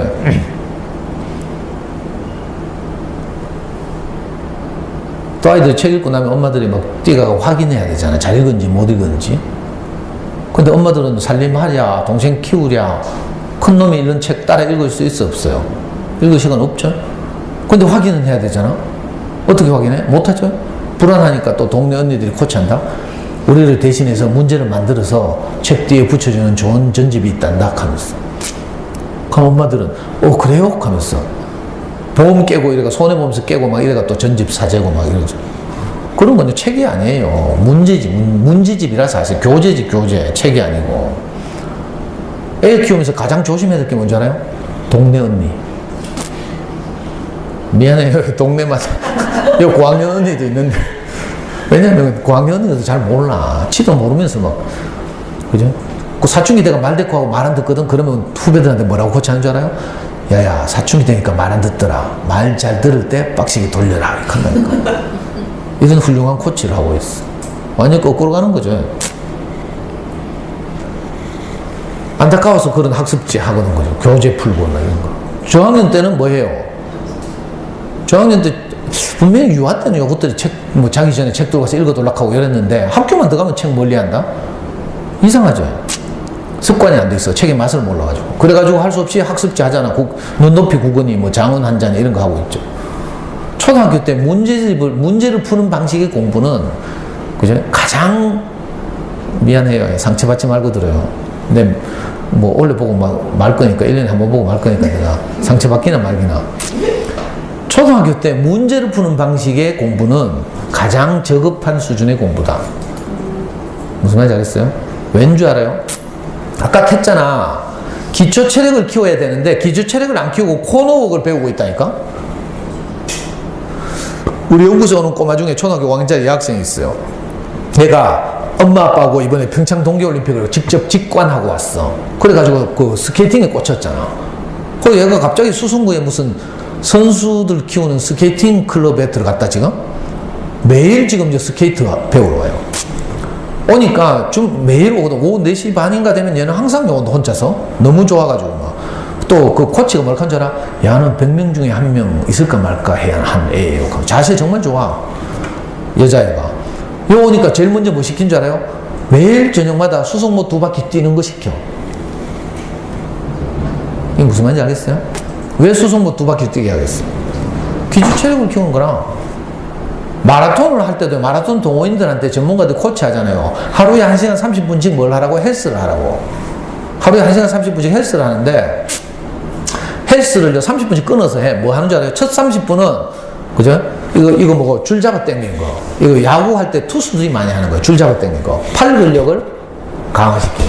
아니, 마라톤 하는데 무슨 팔 근력 이렇게 생각하죠? 아니래. 마라톤 할 때 팔을 계속 졌어야 돼요. 이렇게. 그래가지고 이거 줄 잡아 당기고 팔 근력 30분. 그 다음에 복부 근력을 강화시키는 운동 30분. 복부 근력은 왜 하죠? 맞바람과 맞으면서 뛰어야 돼요. 그리고 나머지 30분은 하체 근력을 강화시키는 헬스. 이거 1시간 30분 동안 마라톤 동호인들은 다 해야 돼요. 기초 체력을 키우는 거지. 그 다음에 주법. 무슨 말인지 알겠어요?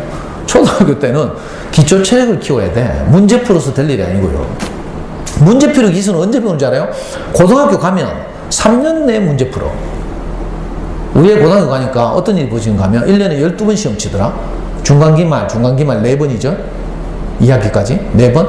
그리고 교육청 모의고사라고 있어. 공식적으로 모든 고등학생들 치는. 그게 3월, 6월, 9월, 11월 4번.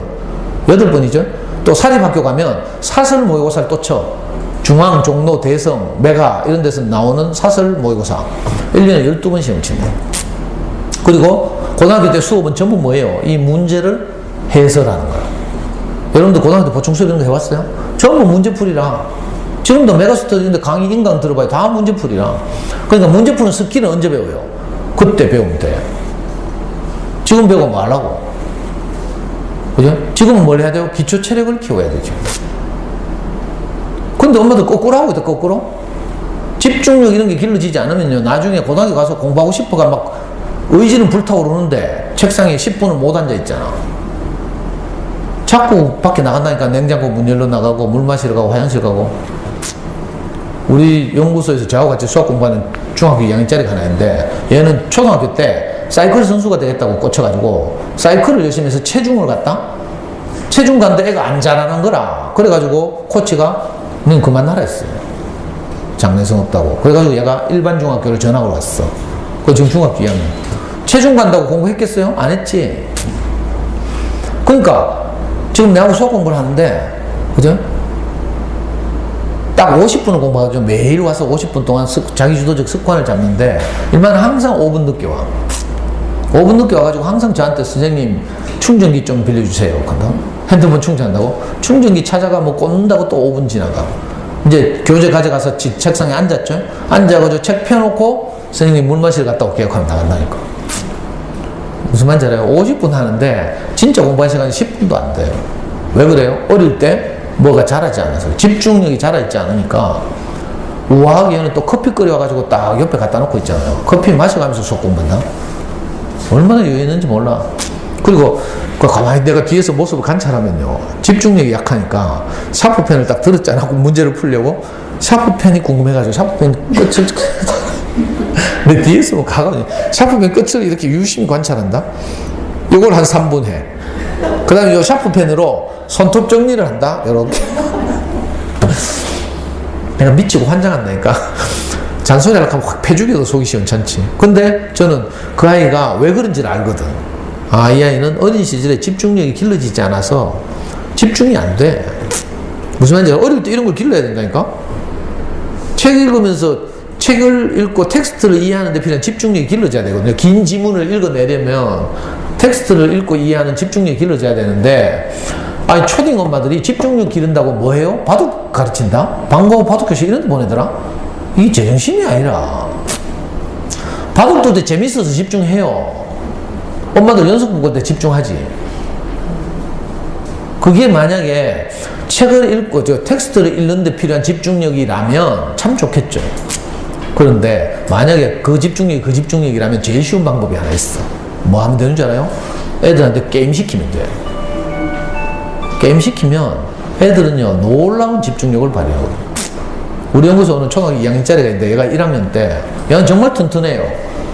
덩치도 커. 공부도 잘해. 아빠가 공수부대 출신이거든. 그러니까 유전자도 좋아. 튼튼하다니까. 근데 얘가 이상하게 1학년 때 보니까 비실비실해, 낮에. 이상하다 했어요. 나중에 엄마가 새벽에 얘를 발견했잖아. 엄마 아빠 다 자고 나면 아빠 폰을 갖다가 밤새 게임하는 거라. 너무 재밌어가지고 집중하느라고. 게임 시키면요, 말려도 집중한다니까. 근데 이 집중력이 텍스트를 읽고 이해하는 집중력하고 같아요, 달라요? 달라. 오해하면 안 돼. 그러니까 어릴 때 뭘 해야 돼요? 책을 많이 읽으면서 책에 몰입해 들어가야 되지. 그런 경험을 하게 해야 돼요. 그래야 집중력이 길러지고, 이런 게 기초 체력이 되는 거지. 생각하는 힘, 집중하는 힘, 창의적인 힘, 그죠? 독해 능력, 어휘력, 이런 것들이 자라야 된다. 근데 우리 아이들이 책을 멀리하는 이유가 있어요. 제가 볼 때 가장 큰 이유는 유아기 때 첫 단추를 잘못 끼운 거지. 그래. 아니, 좋은 어린이책이 뭔지를 몰라요, 엄마들이. 여러분들 애들 교과서 본 적 있어요? 요즘 사물함에 다 처박아 놓고 다녀서 안 보나? 요즘 교과서 보면요, 교과서 제일 뒤에 보면, 그죠? 이 교과서에서 인용된 책의 원전 목록이 모든 교과서마다 뒤에 딱 정리되어 있어요. 본 사람 있어요? 모든 과목마다 다 있어. 옛날에는 그거 없어가지고 엄마들 막 그거 연구하니라고 막, 그죠? 교과서에 실린 책의 원전 동화책 막 불티나게 팔리고 이랬잖아. 요즘은 그거 친절하게 교육부에서 다 정리해서 붙여놨다니까? 한번 오늘 집에 가서 확인해봐요. 거기 보면요, 교과서에 실린 책의 원전이 전집인 건 한 권도 없어요. 무슨 말인지 알겠어요? 질이 다르다는 뜻이에요. 전부 뭐 유명한 작품의 일부를 교과서에 옮겨 실는 거라. 그 전집 하나도 없어. 근데 엄마들은 전부 안타까운 일이죠. 동네 언니들 때문이라. 동네 언니들이 막 꼬셔가지고 교육받으러 가자한다? 이거 제가 지는 게 아니고요.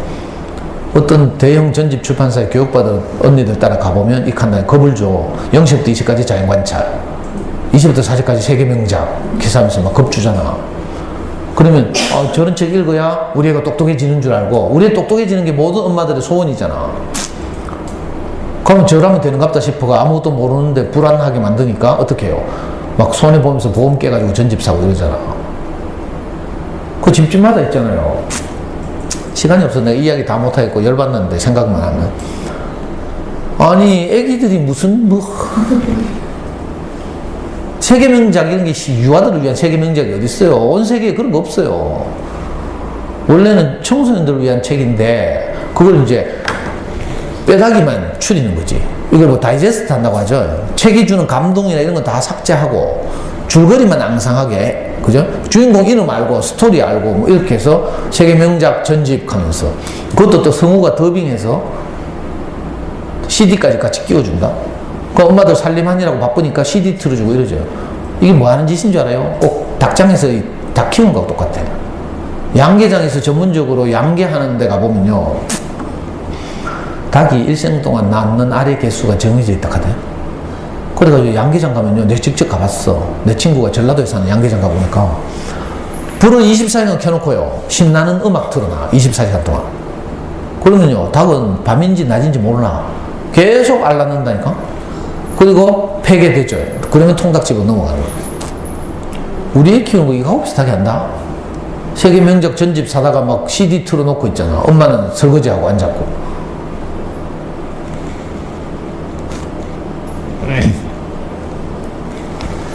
그래서 집집마다 가면 거실 꼬라지가, 내가 어떤 집을 몰래 촬영했는데, 제가 강의하러 다녀보면요, 많은 엄마들이 말한 줄 알아요. 선생님 언제 우리 집 촬영해 갔어요? 그러면서. 내가 이 짓 하지 말라고 이거 보여주는데도 막 보면서 저건 우리 집에 없고 저건 어디 꺼내 하면서 막 이걸 연구하는 엄마들도 있다. 참 답답해 죽겠어. 저는 지금도 이해가 안 되는 게요, 우리 와이프 보니까 애 키울 때 한꺼번에 옷을 100번씩 사는 꼴을 내가 한 번도 못 봤거든. 신발을 한꺼번에 100번씩 사는 엄마 있어 없어요? 왜 안 사요?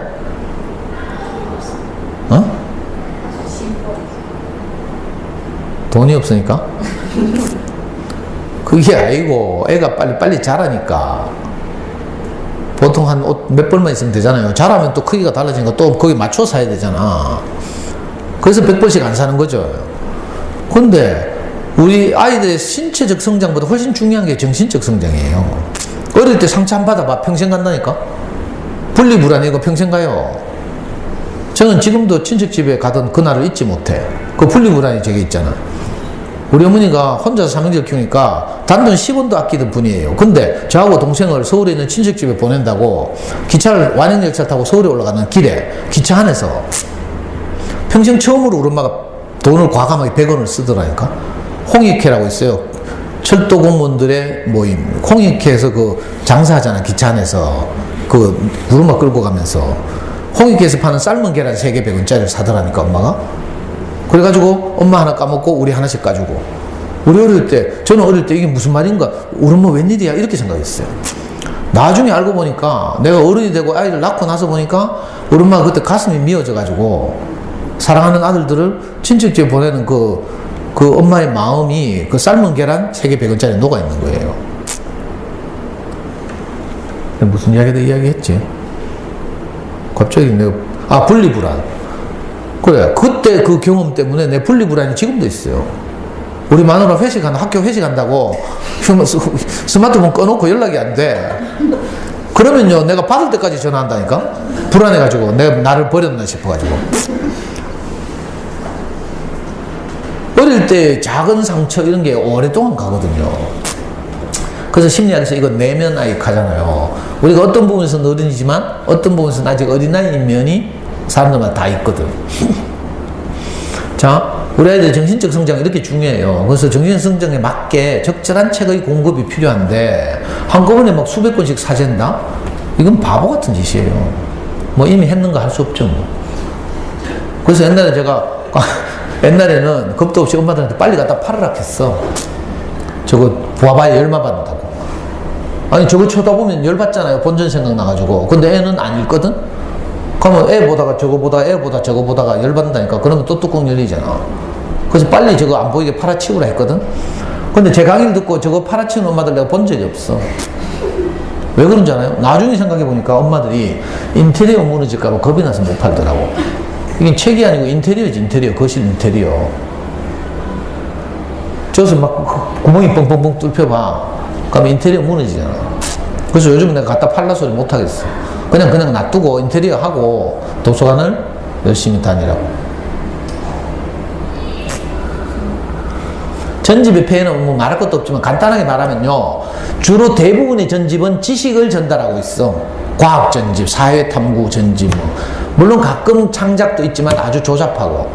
그죠? 물론 전집 중에 좀 괜찮은 전집이 조금 있긴 있지만 일반적으로 지식을 전달하고 있어요. 그래서 우리 어린아이들한테 엄마들은 많은 지식을 집어넣으려고 해. 이건 비유하자면 간장 종지에 간장 담기하고 비슷해요. 그릇은 요만한데 뭐 담으면 뭐 하겠어요. 그리고 유아기 때 읽은 전집은 크면서 다 잊어버려. 만약에 그런 지식이 필요하면요. 초등학교 6학년에서 중학교 올라가는 겨울방학 때 일주일만 읽으면 유아기 때 몇 년 읽은 걸 다 커버할 수 있어. 그리고 다 잊어버리고. 그리고 요즘 시대는 옛날처럼 한 개인이 많은 지식을 암기하고 있으면 좋은 평가를 받는 시대가 아니에요. 지식은 아까 우리의 창의력 경리대 이야기했죠. 지문을 통해서 지식을 다 줘. 그리고 그걸 어떻게 재해석하는가. 그죠? 지식은 똑같이 제공되고 어떻게 새로운 아이디어를 개발해내는가 이런 거죠. 그래서 요즘 모르면 네이버에 물어보면 다 가르쳐 주잖아. 우리나라 네이버 얼마나 똑똑한 줄 알아요? 세계적인 기업 구글이 대부분의 나라들의 검색 엔진을 다 침략했어. 그래서 구글이 웬만한 데 가면 다 1등이에요. 근데 우리나라만 아직도 네이버가 1등이라. 왠 줄 알아요? 네이버는 반칙을 써. 네이버에 축적된 정보는, 한글 정보는 구글로 검색이 안 돼. 여러분도 가서 검색 한번 해보라니까. 반칙이죠, 반칙. 정보 공개, 이거 인터넷 시대에 반하는 정책이긴 한데, 그래가지고 네이버를 구글이 잡아먹지를 못한다니까. 그래서 웬만한 건요, 네이버에 물어보면 다 돼. 한글 정보는 네이버, 영어 정보는 구글. 사진을 더 찾으려면 구글 이미지 검색하면 돼요. 네이버보다 훨씬 풍부해. 근데 한글 정보는 네이버에 검색하면 돼요. 네이버에 사진도 얼마나 많은지 몰라. 옛날에는요, 우리 때는, 그죠? 브리테니커 세계 대백과 사전, 이런 거 보통 서재에 필수로 있어야 됐어. 요즘 아무 필요가 없어요. 왜? 네이버 물어보면 되니까. 시대가 바뀌었다니까? 그러니까 아이들에게 지식을 많이 집어넣으려고 하면 안 돼. 그러니까 책의 맛을 모르는 거지. 지식은 재미가 없잖아요. 어릴 때나 뭐 로봇이나 공룡이나 애들 막 옛날에 그지 뭐고 그 포켓몬 진화하는 버전 천재처럼 다 외우잖아. 애들이 스펀지 같아가지고. 그래가지고 뭐 어릴 때 뭐 집어넣어보면 막 들어가거든? 그러니까 엄마들이 거기에 반해가지고 욕심나가지고 막 집어넣는 거죠. 그리고 막 스타킹 같은 데 출연하잖아. 영재라고. 그건 애들 다 할 수 있는 거예요. 애들 어릴 때는 스펀지라니까. 뭐든지 시키면 다 받아들여. 그죠? 그렇다고 해서 거기다 막 지식을 집어넣으면 안 되고요. 책의 맛을 알게 해야지, 맛을. 뭐 안 넘어가? 에이씨. 언제 넘어가?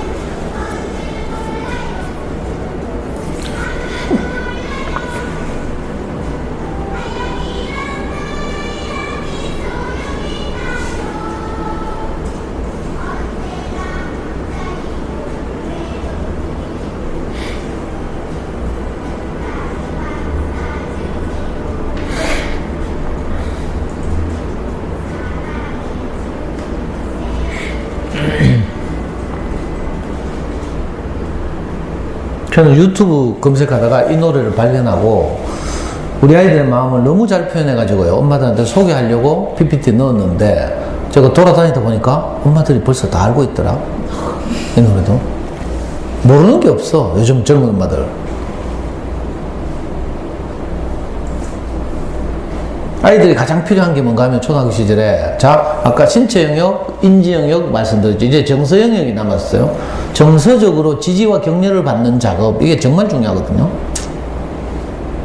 그래서 애들 지금 이 노래에서도 사랑해달라 하잖아. 감싸달라고 하죠. 선물보다 더 중요한 거라고 하죠. 근데 이상하게 우리가 아이를 키워보면 우리가 맨정신으로는 절대로 아이를 사랑할 수가 없어. 여러분들 경험했어요? 제정신일 때는 전부 뭐예요? 명령, 지시, 확인. 잘 안 돼 있잖아? 그러면 질책, 비난. 열받잖아? 저주. 이 6단어. 우리가 일상적일 때 여러분들이 아이들한테 하는 말을 핸드폰 가지고 녹음하면 오라니까? 지시, 명령, 확인, 질책, 비난, 저주. 참 이상한 일이에요. 아이들이 정작 필요로 하는 건 사랑이라는데 우리가 아이를 키우다 보면 이게 사랑이 안 돼. 저도 그렇더라고요. 참 이상한 게 저는요 정말 내가 아버지 없이 자랐기 때문에 우리 아이한테 좋은 아빠가 되고 싶었어. 꿈에라도 더 가고 싶었다니까. 우리가 가끔씩 꿈꿀 때요 힘센 놈한테 괴롭힘 당하는 꿈 꾸거든. 우리 와이프는 애 자면 바로 지방에 가서 자. 내일 일찍 출근해야 된다고. 나는 5분 후에 다시 들어가. 입을 차냈나 싶어가지고. 우리는 땀을 많이 흘렸어요. 가재수건으로 내가 맨날 땀 닦아주고. 그리고 악몽을 꾸잖아요. 그러면 내가 그때 어떤 마음이 드는가 하면 정말 꿈속에라도 들어가서 내 아이를 도와주고 싶었어. 저는 친척집 돌아다니면서 눈칫밥 많이 먹었거든. 힘센 놈들한테 괴롭힘도 많이 당하고. 그래서 내가 자존감이 너무 낮았거든요. 그래서 우리 아이는 어떻게 하든지 도와주고 싶었다니까. 근데 이상하게 그런 마음이 있음에도 불구하고 공부만 시켜보면 명령, 지시, 확인, 질책, 비난, 저주. 열받을 때는 니 같은 건 공부할 자격도 없어 이 새끼야 하고 막 풀던 문제집 막 던지고 막 째쁘고 막. 저도 진짜 애 많이 잡았어요. 그런데 참 다행스러웠던 것이 있는데 제가 우리 아이 중학교 2학년 때까지 어린 서점을 다녔다 했잖아요. 그리고 늘 아이에게 책을 읽어줬어요. 제 성질로는 그게 불가능한데 우리가 아이한테 우리 마음을 제대로 표현할 수 있는 시간이 딱 2번 있어. 한 번은 뭔지 알아요? 우리가 뚜껑 열린 날. 애를 뭐 잡듯이 잡은 날. 그날은 2시간 지나고 나면 내가 무슨 짓 했노 싶어가지고 미안하잖아요. 그럴 때 가가지고 애한테 막 끌안고 울면서 미안해 우리 아들 하고 막 가져요. 안 그래요? 애 잡은 날 이상하게 막 울면서 미안해 하고 사랑해 하고 가잖아. 안 잡은 날은 이거 못해. 이상하다니까. 그리고 또 다른 날이 있는데 어떤 날인 줄 알아요? 애한테 좋은 어린이 책을 읽어주는 날. 저는 정말 성질 더럽거든요. 거칠고. 근데 아이한테 책을 많이 읽어줬잖아. 그러니까 책을 읽어주면 책의 내용이 나를 통과해서 나오니까, 그죠? 기계로 틀어주고 이런 거 말고 내가 마음을 다해서 아이한테 책을 읽어주잖아요. 그러면 이상하게 좋은 어린이 책은요 아이의 자존감을 높여주기도 하고. 그래서 내 마음을 전달하다 보니까 전 우리 아이한테 책을 읽어주면서 진짜 많이 울었어요. 언제까지나 너를 사랑해 이런 그림책 읽어줄 때 막 감동이 저절로 밀려온다니까. 내 마음이니까. 저는 아버지 없이 자랐죠. 학교 못 다녔죠. 우리 중고등학교 때요 교복 입고 현관문을 나서는 모습만 봐도 너무 자랑스러웠어. 여러분도 이런 느낌 잘 모를 거라. 그래가지고 저는 애 중고등학교 때 맨날 디카 들고 있잖아. 사진 찍으려고. 교복 입은 놈이 너무 자랑스러웠어. 근데 이 새끼는 맨날 뭐 초상권 치면이 찌랄해 싸면서 있잖아. 막 얼굴 가리고 막. 그래 한 번도 못 찍었어요. 나는 우리 애 교복 입은 사진을 졸업식 날 찍었다니까. 너무 슬퍼. 그만큼 내가 자랑스러웠어요. 좋은 어린이 책을 읽어주면 인지 영역의 발달뿐만 아니라 정서적으로도 우리가 하지 못하는 일을 하게 할 수 있다. 저는 그래서 우리 아이 책 읽어주면서 소통을 하면서 울고 많이 했어요. 그 덕분에 저같이 이렇게 성질 더럽고 까칠한 아빠도 좋은 아빠로 소문났잖아. 그리고 옛날에 좋은 아빠로 내가 텔레비도 출연했잖아요. KBS 아침마당에. 모르죠. 너무 신기하다니까. 이 좋은 어린이 책 읽기는 또 그리고 있잖아요. 좋은 어린이 책은 아이를 위로하고 용기를 줄 뿐만 아니라 어른도 위로해. 저는요 아이 책 읽어주다 내 인생 위로를 많이 받았어. 예를 들면 초등학교 3학년 어느 학급에서 일어나는 아이의 왕따 이야기가 있어. 내 짝꿍 최영대라는 책이 있어요. 그거 보면 영대라는 꼬마가 엄마가 일찍 죽었어. 그리고 어떻게 전화가 와가지고 낯선 곳에 와가지고 전화가 왔다. 엄마가 돌봐주지 않으니까 항상 애가 꾀재재하게 해가지고 있잖아요. 말도 없어. 엄마 없으니까 얼마나 자존감이 낮겠어요. 그러니까 학급에서 무슨 일이 일어나면 애들이 야한테 다 덮어 씌우는 거야. 그래도 얘는 바보가 잔말도 못해. 이런 영대 이야기. 나중에 극적으로 학급 아이들하고 소통하는 감동적인 이야기인데, 그거 읽다 보면요, 이 최영대가 꼭 어릴 때 저 같아요. 저는 내 짝꿍 최영대만 애들한테 읽어주면 내가 항상 울어요. 우리 연구소 애들한테도 읽어주면 나는 막 우는데 애들은 멀뚱멀뚱하니까 선생님 왜 울어요? 계속 막. 좋은 어린이책 중에 이런 거 많다니까. 또 그 유명한 브라질의 성장 소설 나의 라임 오렌지 나무, 여기 보면 주인공 꼬마 제제라고 있거든. 제제는 막 항상 말썽 부리고 이래가 집에서 혼나고 아빠한테 혼나고 막 이래가지고, 그러면 또 더 튀고 이래 말썽 부리고 아무도 자기 마음을 몰라줘. 외로워. 심지어는 아빠가 막 혁대 풀어가지고 애 때리고 이런다니까. 아빠도 자기 인생이 안 풀리니까 그렇겠지. 그래가지고 이 꼬마가 너무 외로워가지고 자기 집안 뒷뜰에 있는 라임 오렌지 나무하고 이야기를 하잖아요. 그 책의 제목이잖아. 나의 라임 오렌지 나무. 라임 오렌지 나무한테 민균유라고 이름까지 붙여줘. 그래서 라임 오렌지 나무한테 하루 동안 있었던 이야기를 계속한다. 그렇게 외롭게 자라던 애가 마지막에 가면 자기 동네 어떤 아저씨를 만나. 뽀르뚜크 아저씨라고. 이 뽀르뚜크 아저씨가 자기에게 친구가 되고 멘토가 되고 하는 거예요. 너무 감동적이다. 그 나의 라임 오렌지 나무를 우리 그 청소년용 성장 소설인데, 이걸 우리 아이들이 읽기 좋게 우리나라 어떤 만화가가, 사실주의 만화가가 그걸 만화로 만들었어요. 지금은 절판됐는데 이 책 너무 감동적이라. 이희재라는 만화가가 쓴 라임 오렌지 나무. 가격도 비싸. 하드카바에 소장용으로 2만 얼마나 나와. 지금 인터넷 가서 찾아보면요, 웃돈 얹어져가지고 더 비싸게 팔려요. 어릴 때 우리 아이한테 그거 읽어주면서 내가 얼마나 울었는지 몰라요. 꼭 제재가 져갖고 이래가지고. 그러니까 좋은 의식을 읽다 보면 이렇게 읽어주는 엄마나 아빠의 마음이 아이한테 전해진다니까. 이 마음이 전달되면 아이들은 정서적으로 안정돼요. 지지와 격려를 받으니까. 그죠? 아이를 얼마나 우리가 소중하게 생각하는지 이걸 일상에서는 잘 말 못하지만 어떤 경우에 이걸 마음을 표현할 수 있으니까. 저는 정말 감사한 게요. 그래가지고 제가 싸우기도 아이하고 많이 싸우고 잡기도 많이 잡았지만, 그죠? 지금도 우리 아이는요, 옛날에 20살에 서울에 올라가가지고 떨어져 살았잖아요. 2달에 한 번씩 내려오는데 내려와야 뭐 2박 3일, 1박 2일이잖아. 근데 애가 이상하더라. 용돈이 필요하면 엄마한테 항상 카톡을 하고, 지지와 격려가 필요하면 저한테 항상 카톡을 해요. 남자애가 신기하죠? 지금도 그렇게 한다니까? 아빠 그 말 좀 해봐 하면서. 무슨 말 할까? 내하고 사인이 있어. 아빠 그 말 좀 해봐. 이 말은 지가 지금 힘들다는 뜻이야. 그 말 좀 해봐 하거든. 그럼 제가 하는 말이 딱 정해져 있어요. 아빠는 어떤 경우에도 너를 사랑한다. 어떤 경우에도. 제가 아이 어릴 때는 어떤 경우에도 사랑하지 못했거든.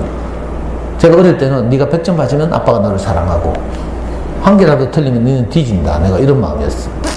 근데 저도 아이와 함께 성장했잖아요. 그래서 정말 중요한 게 뭔지를 점점 알게 됐어요. 그래서 아이한테 제가 항상 크고 고등학교 이후로 한 말은, 아빠는 어떤 경우에도 너를 사랑한다. 그리고 네가 어떤 길을 가든지 아빠는 너를 지지하고 응원한다. 이렇게. 저는 아이가 어릴 때 제가 못한, 그죠? 제가 사무실 공부 못하고 운동권 했잖아요. 그래서 우리 애는 저를 대신해서 제가 못한 법률가가 되기를 원했다. 그래서 로스쿨 가라고 항상 권했어요. 근데 우리 애는 제 권유를 무시하고 외국 기업 취직해 가버린대. 그래도 저는, 그죠? 네가 어떤 길을 가든지 아빠는 너를 응원할 것이다. 이렇게 말하잖아요. 그러니까 아이는 당연히 아빠가 지를 판단하거나 질책하거나 비난하거나 하지 않으니까. 저는 제 인생의 스승한테서 항상 배운 말이 뭔지 알아요? 내가 아이를 가장 사랑하는 유일한 길은 내가 내 생각을 내려놓는 것이다. 우리가 내 생각 때문에 아이를 항상 쪼거든요. 근데 아이를 가장 사랑하는 길은 뭔지 알아요? 내 생각을 내려놓는 거죠. 제가 그렇게 아이를 키우니까 아이는 아빠한테 대해서 아무 부담이 없잖아. 그러니까 아빠한테 늘 연락하는 거죠. 신기한 일이 벌어졌어. 그래가지고 우리 아이는 진짜 잘 자랐어요. 공부도 잘했지만 정서적으로 늘 지금 28 청년이라니까 지금. 근데도 아빠한테 늘 위로와 용기를 주고, 어제도 저한테 미션을 하나 주더라. 아빠 오늘 이걸 꼭 해 하면서. 이거 아니지. 시간이 없어서 이거. 자, 좋은 어린이 책은 이제 어떤 책인가 하면 이런 책이에요. 정서적으로 아이를 안정시킬 수 있는 책. 이런 책 어떤 책인가 하면 아이들이 자기 이야기를 다루는 책. 이런 걸 좋아해요. 엄마들 연속극 좋아하잖아요. 지가 송혜교인 줄 알고 동일시대니까 태양의 후예를 그리 좋아했죠, 엄마들이. 그런 것처럼. 자, 좋은 어린이 책은 아이들이 자기 이야기를 하고 있을 때. 자, 예를 들어서 엄마가 화났다라는 그림책이 있어요. 우리나라 작가 최숙희가 쓴 그림책이야. 엄마가 어느 날 기분이 좋았나 봐. 애가 정말 짜장면을 좋아하니까 짜장면을 시켜줬어. 근데 애들 짜장면 먹으면 어때요? 다 쏟고 흘리고 튀고 묻히고 막 이러죠. 그거 싫으면 안 시켜줘야지. 근데 시켜줘놓고는 애가 막 적으니까 열받았어. 지금 허리춤에 팔 올라간 각도 봐요. 엄마가 슬슬 스팀 올라오고 있지. 그래가지고 고함을 꽥 찔렀어. 옷 벗고 씻고 옷 갈아입어 하면서 고함을 꽥 찔렀다. 그래가지고 애가 씻으러 들어갔다. 자, 씻으러 들어가가지고 애들이 씻다 보면 요즘 거품 액체잖아, 비누. 액체 비누 짠데 너무 많이 짰어. 거품은 막 나오지. 이러니까 애가 이형 내친 걸음에 엄마가 옛날에 목욕탕 청소하던 생각이 났어요. 그래서 목욕탕 청소한다고 막 청소 놀이를 하고 있어. 엄마는 빨리 씻고 나오라고 했는데 안 나오기 때문에 문 열고 벌컥 들어가 봤지. 들어가 보니까 목욕탕 개판돼 있잖아. 완전히 또 머리 쥐 뜯고 있죠, 엄마가 지금. 또 꽝을 꽥 찔렀어. 당장 안 나가 하면서 막. 애가 생각할 때는 이번에는 조신하게 놀아야지 하면서, 이번에는 엄마한테 혼 안 나는 놀이를 해야지 하면서 그림을 그리기 시작했어. 처음에 스케치북 그림을 그렸겠죠. 근데 애들 상상력이 너무 뛰어나잖아요. 그래가지고 스케치북은 좁지, 공간은 필요하지, 살펴보니까 옆에 넓적한 공간이 많이 있잖아. 그래서 막 그림을 그리기 시작했어. 드디어 엄마 뚜껑 날아간 거죠, 이제. 그래가지고 막 지금 폭탄 투하하죠. 아까 했잖아요. 명령 지시 확인, 질책 비난 저주. 이게 저주 수준이지. 아니, 애가 생각할 때 어떻게 했어요? 엄마는 내가 하는 짓마다 따라다니면서 지랄하네. 이렇게 생각한다니까. 지엄마 맞나 싶겠지. 이런 책을 도서관에서 빌리라니까. 빌려서 애들 읽어줘봐요. 애들 어떤 생각 드는지 알아요? 야, 이거 완전히 우리 집 구석하고 똑같네. 바로 이걸 보고 전문적으로 뭐라 한 줄 알아요? 동일시. 주인공은 내가 감정이입이 되는 거라. 그죠? 그리고 주인공이 혼날 때 나도 속상하고, 주인공이 엄마의 사랑을 받을 때 나도 위로를 받고 이러는 거예요. 이게 카타르시스라고 하죠. 하도 혼내니까 어떻게 됐어요? 애가 점점 주눅이 들어. 그래서 아이가 점점 작아지고 있어. 이 최숙희 작가는 우리 어른들한테 혼나는 아이들이 자존감이 점점 낮아지잖아요. 근데 이걸 자존감 낮아지는 걸 크기가 작아진다고 그림으로 묘사했어요. 하도 지랄하니까 점점 작아져서 나중에는 눈에 안 보이게 됐어. 애가 사라진 거지. 우리도 왜 열받을 때 보면 애가 눈에 안 보이잖아. 그죠? 막 내 감정을 막 쏟아내죠. 이거하고 비슷한 거예요. 근데 이 병은 어떻다고? 2시간 지나면 다 맨정신 돌아온다고 했죠. 이 엄마도 시간이 좀 흐르니까 지금 맨정신 돌아왔어. 지금 내가 무슨 제스를 했지 하면 머리 쥐뜯고 있죠. 애가 사라졌어. 엄마가 놀래가지고요. 지금 제 그림을 다 생략하고 안 가져왔어요. 엄마가 놀래가지고 애 찾으러 다닌다니까 온 동네방네 막 울면서 우리 애 못 봤어요 하면서 있잖아. 아까 짜장면 시켰잖아. 혹시 짜장면집 배달통에 들어갔나 싶어 짜장면집도 찾아가보고 막 온 데 다 찾아간다니까. 비누 공장에도 가보고 막. 근데 애는 울다가 지쳐서 너무 작아져서 엄마 치마 밑에서 잠들어 있었어. 잠결에 들으니까 제 엄마가 막 울면서 지 찾으러 다닌다? 그러니까 애가 어떻게 했어요? 아, 이상하다. 아까는 막 지랄하더니 지금은 막 울면서 찾으러 다니네? 하면서. 이러면서 뭐가, 우리 엄마 친엄마 맞나? 하면서. 그래가지고 나 여기 있어요. 하면서 나왔어. 그랬더니 엄마가 막 우리 평소에 애 잡고 난 뒤에 하는 짓 있죠. 그걸 안고 막 울면서 막 산이 사랑해, 우리 아가 사랑해 하고 막 이러잖아. 그러면 애가 아까 낮에 혼났던 걸 다 잊어버리고 뭘 깨닫게 되죠. 이걸 통찰, 인사이트니스. 아, 엄마는 나를 사랑하시는구나. 그죠? 이렇게 깨닫는 거라. 자, 우리가 아무 짓도 안 해도요. 이런 좋은 어린이책을 만나면 아이들이 저절로 깨달아. 책이 영향을 준다니까. 무슨 말인지 알았어요? 이런 책이 좋은 책이에요. 이런 과정을 우리 아이도 많이 겪었죠, 저하고. 이런 책들이 너무 많아서 내가 다 말할 수는 없지만.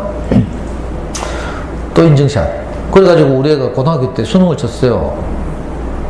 잘 자랐죠. 학원 한 번도 안 다니고. 뭐 성적 봐도 모르니까 내가 설명해 줄게. 그리고 이거 모니터가 너무 작아서 안 보이죠. 이게 전국에서 한 200에서 250등 한 성적표예요. 대구에서 10등. 잘했죠. 여기 보시면 수학 100점, 영어 100점이야. 100분위가 100이죠. 원점수는 공개되지 않는데 100분위가 100이란 말은 위로 하나도 없다는 뜻이에요. 위로 하나도 없으면 어떻게 돼요?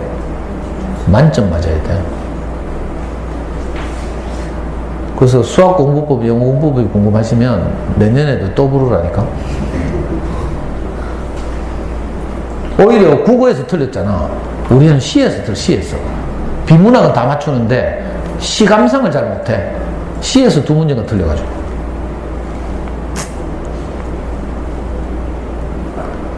자, 지금부터 이제 남은 시간이 얼마 없는데 엄마들이 도서관을 다니면서 그러면 어떻게 좋은 어린이책을 고를까, 빌릴까, 이거. 엄마들이 대부분 전집사고 하는 이유도요, 내가 어떤 책이 좋은 어린이책인지 몰라서. 그죠? 그래서 할 수 없이 전집사거든요. 지금부터. 그리고 오늘 이 PPT는 저기 컴퓨터에 하나 복사해놨고요. 아까 다음 카페 대구부모교육연구소 오시면 제 목록이 그대로 올라가 있어요. 그때 보시면 돼요. 지금 엄마들 막 사진 찍고 이러더라. 시간이 없어서 내가 빨리 넘길 거거든요. 자, 도서관에서 책을 빌려서 많이 읽어줘야 되는데, 자, 많이 읽어주는, 도서관에서 책을 빌려서 많이 읽어줘야 돼요. 특히 아이들이 어리니까 한글 안다고 네가 읽어 이렇게 하면 안 돼. 우리 영어 알잖아. 영어 책 주고 읽으라 하면 기분 어때요? 그거 비슷해. 책을 읽는 건 종합적인 상호작용이라서 한글 한다고 되는 게 아니에요. 3, 4학년들도 여기 가면 띄엄띄엄 읽고 이런다니까. 거기다가 행간의 숨은 뜻 알아야죠. 뭐 복잡한 상호작용 하려면 쉽지 않거든. 근데 1학년이라도 엄마들이 읽어주면 4학년 책도 소화할 수 있어요. 맞죠? 엄마들이 띄어 읽고 천천히 읽고 음미하면서 억양 이런 거 살려서 읽으니까 아이들이 내용 이해가 훨씬 쉽죠. 그래서 많이 읽어줘야 돼. 자, 도서관에서 어떻게 좋은 어린이책을 빌리는가 하면 제일 쉬운 방법 1번 출판사를 따라가는 거예요. 좋은 어린이책을 만든 경험이 있는 출판사는요, 그 실력이 쌓여가지고 계속 좋은 어린이책을 만들게 돼 있어요. 그래서 도서관에 가거든 무조건 어린이책, 좋은 어린이책을 만드는 파워 브랜드 1위 비룡소, 2위 시공주니어, 이런 식으로. 창비, 고학년은 창비에서 지난 30년 동안 전집이 판치는 우리나라에서, 그죠? 좋은 어린이책을 꾸준히 1년에 몇 권씩 만들었어요. 창비 아동문구라고 해서. 고학년용 책만 해도 지금 300 몇 권이 시리즈로 나와 있죠. 요즘은 저학년용 책도 많이 내고 있어요. 자, 사계절, 길버드 어린이. 요즘 길버드 어린이 책 애들 정말 좋아하거든요. 지원이와 병관이 시리즈라고 해서 주인공 지원이와 병관이가 우리 아이들 또래하고 똑같아. 근데 사실은 지금 지원이 커가지고요, 지금 대학 졸업하고 취직했다니까. 이 길버드 어린이 편집 책임자인 고대영 선생이 작가인데, 이 고대영 선생의 딸이 지원이에요. 자기 아들이 병관이야. 그 자기 아이 키운 이야기를 책으로 만들어서 그림을 못 그려가지고 그림책 작가를 따로 붙여서 만드는데, 지금 세월이 오래돼가지고요, 벌써 작년에 대구 내에서 강연한 거 들으니까 지원이 커서 대학 졸업하고 취직했어. 병관이는 군대 갔다 왔어. 근데 지금도 애들은 지원이와 병관이가 자기 친구인 줄 안다니까. 얼마나 좋아하는지 몰라요. 보림, 뭐 이런 책, 좋은 책들 많은데 생략하고. 자, 두 번째 방법, 도서관에서 빌리는 두 번째 방법은요, 많이 팔린 책 빌리는데. 아주 간단해요. 많이 팔린 책.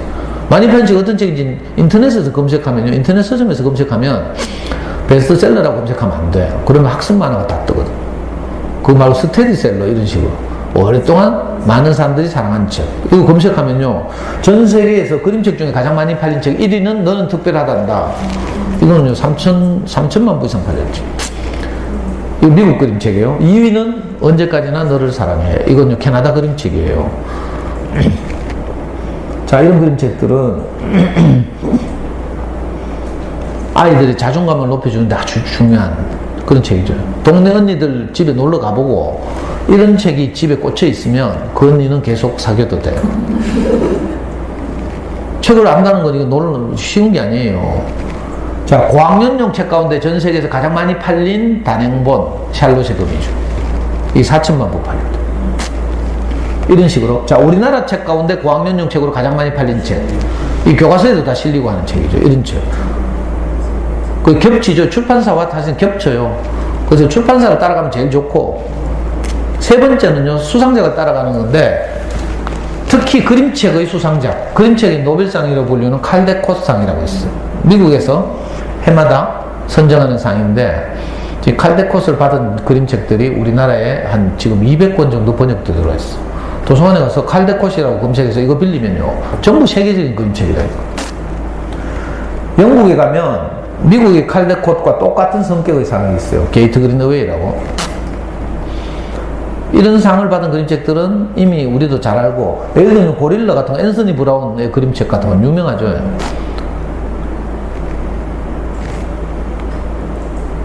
자, 우리나라 출판사들도 이런 상을 많이 가지고 있어요. 문학동네 어린이상, 어린이책 대상, 뭐 창비 어린이책 대상 이런 거. 그러니까 많이 팔린 책을, 그죠? 따라가면 좋다. 책 살 때도 마찬가지고요. 마지막으로 도서관을 다니다 보면 고수가 되죠. 저도 뭐 처음부터 한 게 아니고요. 완전 초보 아빠였어요.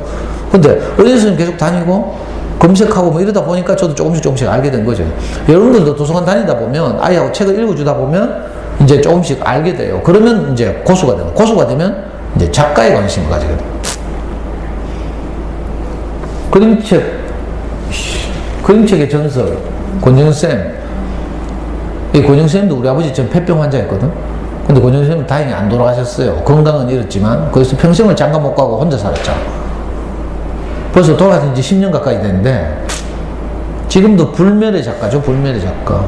권정쌤의 강아지똥은 우리나라 그림책을 대표하는 살아있는 그림책이고, 우리나라 그림책 최초로 백만부에서 팔렸기도 했고, 지금도 안동에 가면요, 어떤 초등학교 하나, 폐교된 초등학교를 권정생 동화나라라고 만들어 놨어요. 거기 가면요, 운동장에 강아지똥 크게 있다니까. 몽실언니, 애기 업고 있는 몽실언니도 있고. 소풍 가봐요, 소풍. 거기 가면 영상실에 가면, 이제, 권정쌤 일대기 책 소개 이런 것도 있어요. 여기서 차로 1시간밖에 안 걸려. 네이버 검색, 권정생 동화나라 하시면. 요즘 엄마들이 좋아하는 작가 중에 백희나라고 있어요. 구름빵의 작가. 구름빵으로 최단시간 100만 부를 판 놀라운 작가죠. 이분의 책들도 아이들이 굉장히 좋아하죠. 장수탕 선생님도 좋아하고요. 작년에 나온 알사탕. 알사탕은 내가 볼 때 구름빵을 능가하는 책이에요. 정말 감동적인 책인데. 이렇게 작가를 따라가는 법도 있다. 도서관을 자꾸 다니다 보면 알게 된다. 우리 아이는요, 영국 작가 로알드 달을 억수로 좋아했어요.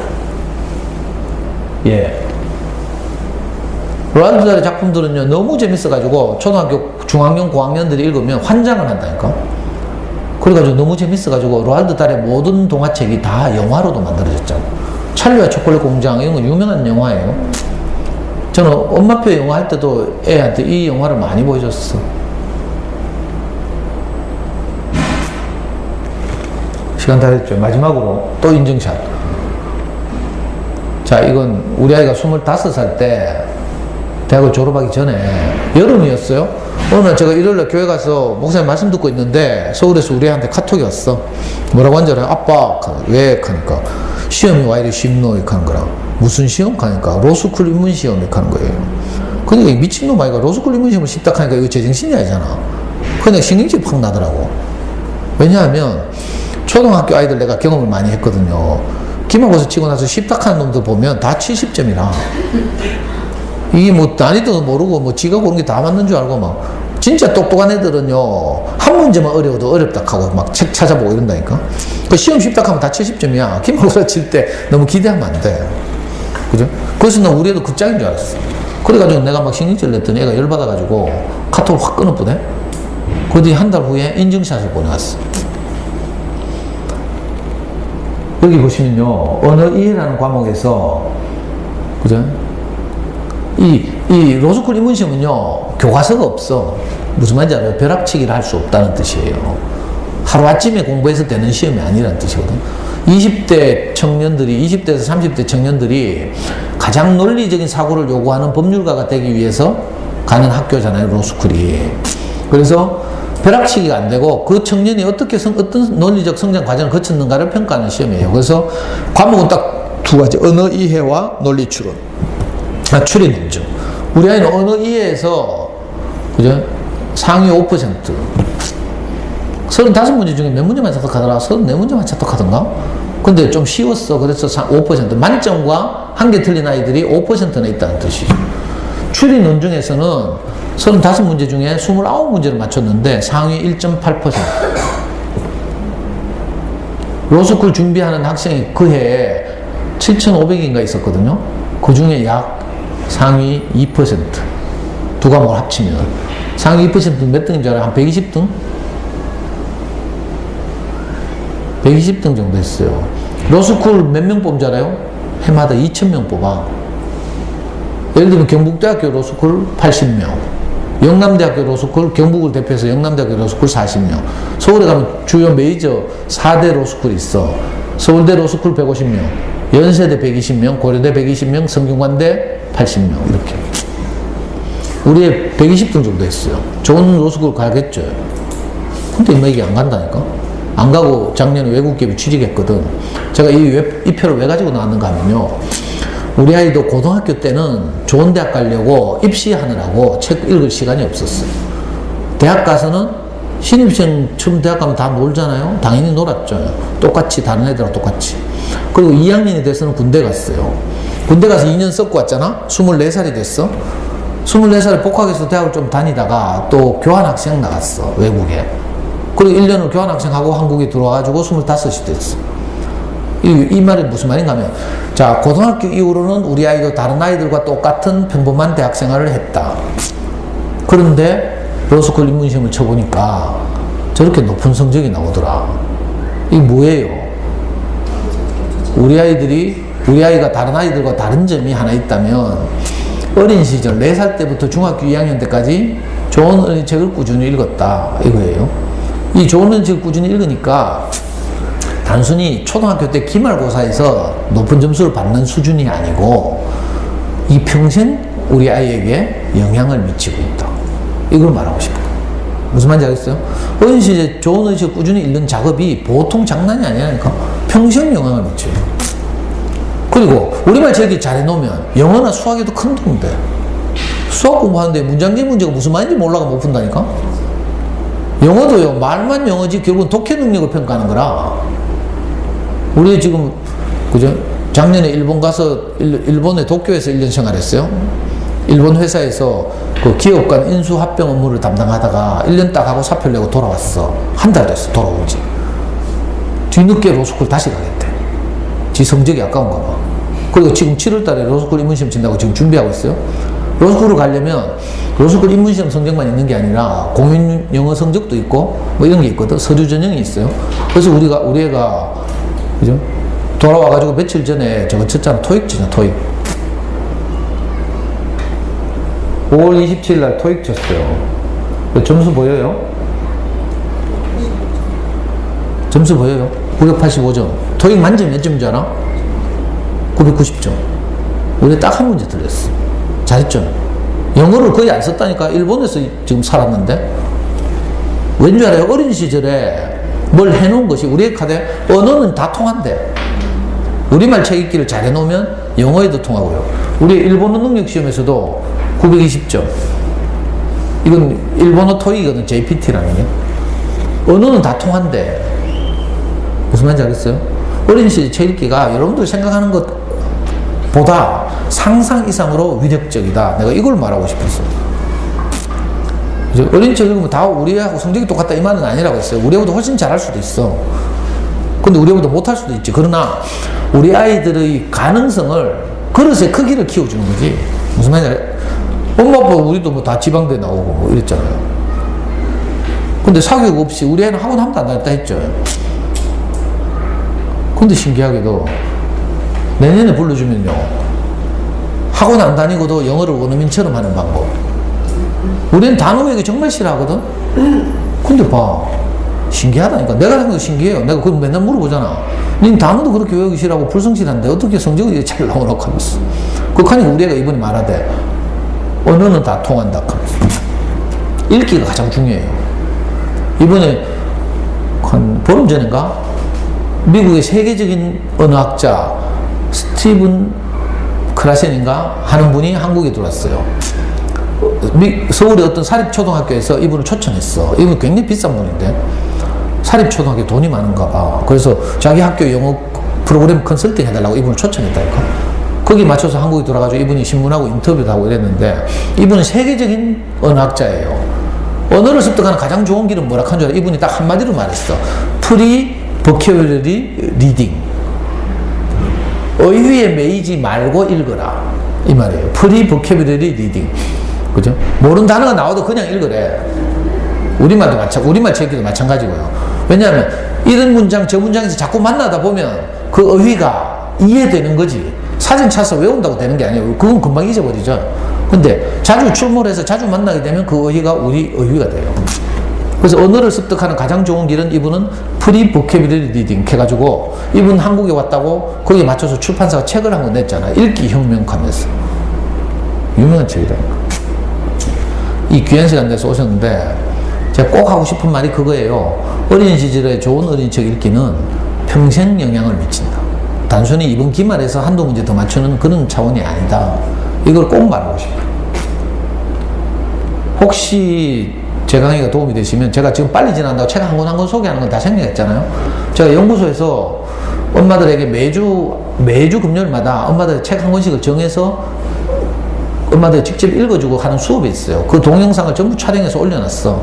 책 한 권 한 권에 대해서 궁금하시면 우리 카페 들어오시면 그 동영상이 있어요. 그거 참고하시면 좋겠어요. 대구 부모교육에 있어요. 예. 이 긴 시간 동안 잘 들어주셔서 감사합니다. 뭐 궁금한 거 있으면 물어보시면 되는데, 궁금한 거 없죠? 강의를 워낙 잘해가지고 궁금할 것도 없을 거야 아마. 애한테 책을 읽어주는 게 보통 언제까지 읽어줘요? 애가 싫어할 때까지. 애 읽어주면요, 어떤 일이 벌어지는가 하면, 지가 눈으로 읽는 게 엄마가 읽어주는 것보다 훨씬 빠를 때가 와. 그럼 엄마 읽어주는 게 답답하거든? 그러면 엄마 내가 읽으니까 뺏어가. 이걸 전문적으로 이걸 보고 읽기 독립이라고 말해요. 근데 엄마들은 이걸 자꾸 밀어낸다? 무슨 말인지 알겠어요? 젖을 강제로 띄려고 하다가 정서적으로 애가 불안해지잖아, 애기 때. 그죠? 그런 거하고 비슷해.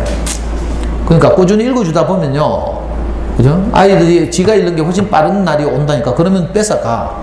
또 뺏어가서 지가 읽는다 하더라도 또 어떤 책은 엄마가 읽어주는 게 좋아요. 엄마 마음을 전하는 책. 아까 언제까지나 너를 사랑해, 이런 책. 이런 책은 엄마가 늘 읽어줘야지. 이게 한번 읽어주기 시작을 하니까 너무 많이 가지고 오는 거예요. 3권, 4권 일어나가 그 다음에는 6권, 7권 이러다가. 그럼 너무 고마운 일이죠. 그래. 목은 아프지. 그래서 목이 아프니까 가능하면 글밥 짧은 책 읽어주라고. 그림책. 글밥 많은 책 사치하지 말고요. 요즘 시대가 달라졌어. 글밥 많은 책 아니라도 돼. 좋은 그림책, 제가 소개한 대부분 그림책이거든. 저는 그림책을 가지고 지금 우리 연구소에서 아이들하고 수업도 해요. 일주일에 한 번씩 팀을 짜서. 그림책이 애들 생각하는 힘을 자라게 하는데 억수로 도움이 된다니까. 근데 그게 확률이 높아졌어요? 예, 상관없어요. 저도 늘 그렇게 하고, 우리 애 5학년, 6학년 때 제가 책을 읽어줬어요. 목이 아프니까 아빠의 도움, 형편이 된다면 아빠한테도 설득해서 도움을 청하고, 엄마들 목이 아프니까 글 짧은 책 읽어주고. 그리고요, 사실은 우리가 진심을 담아서 읽어주면요, 애들 한 권이라도 충분할 때가 있어. 우리 마음이 안 담기면요, 자꾸 읽어달라 하기도 하고요. 애들은 그림책 왜 들고 온 줄 알아요? 엄마의 마음을 느끼고 싶어서 들고 온다니까. 사실은 책의 내용이 중요한 게 아니야. 그 책을 매개로 우리 마음을 전하는 거죠. 엄마가 너를 얼마나 소중하게 생각하는지 이런 게 전해지면요, 애가 배가 불러. 그러면요, 엄마 사랑해 익한다니까. 신기한 일이 벌어져요. 우리 마음이 전해지면. 여러분들도 그렇잖아요. 남편이 그죠? 아내를 얼마나 사랑하는지 그 마음이 느껴지면 또 돈 좀 적게 벌어와도 괜찮잖아. 근데 마음도 없는 게 돈도 적게 벌어온다. 이러면 골치 아프다니까. 마음이 중요해, 마음. 아이들한테 우리 마음이 전해져야 돼요. 그러니까 학교 갔다 오면 애들 우리 무릎에 앉혀놓고 따뜻한 그림책 한 권 읽어주고 하루를 지내는 것도 좋고요. 아주 중요하다니까. 예. 잘 들어주셔서 감사합니다.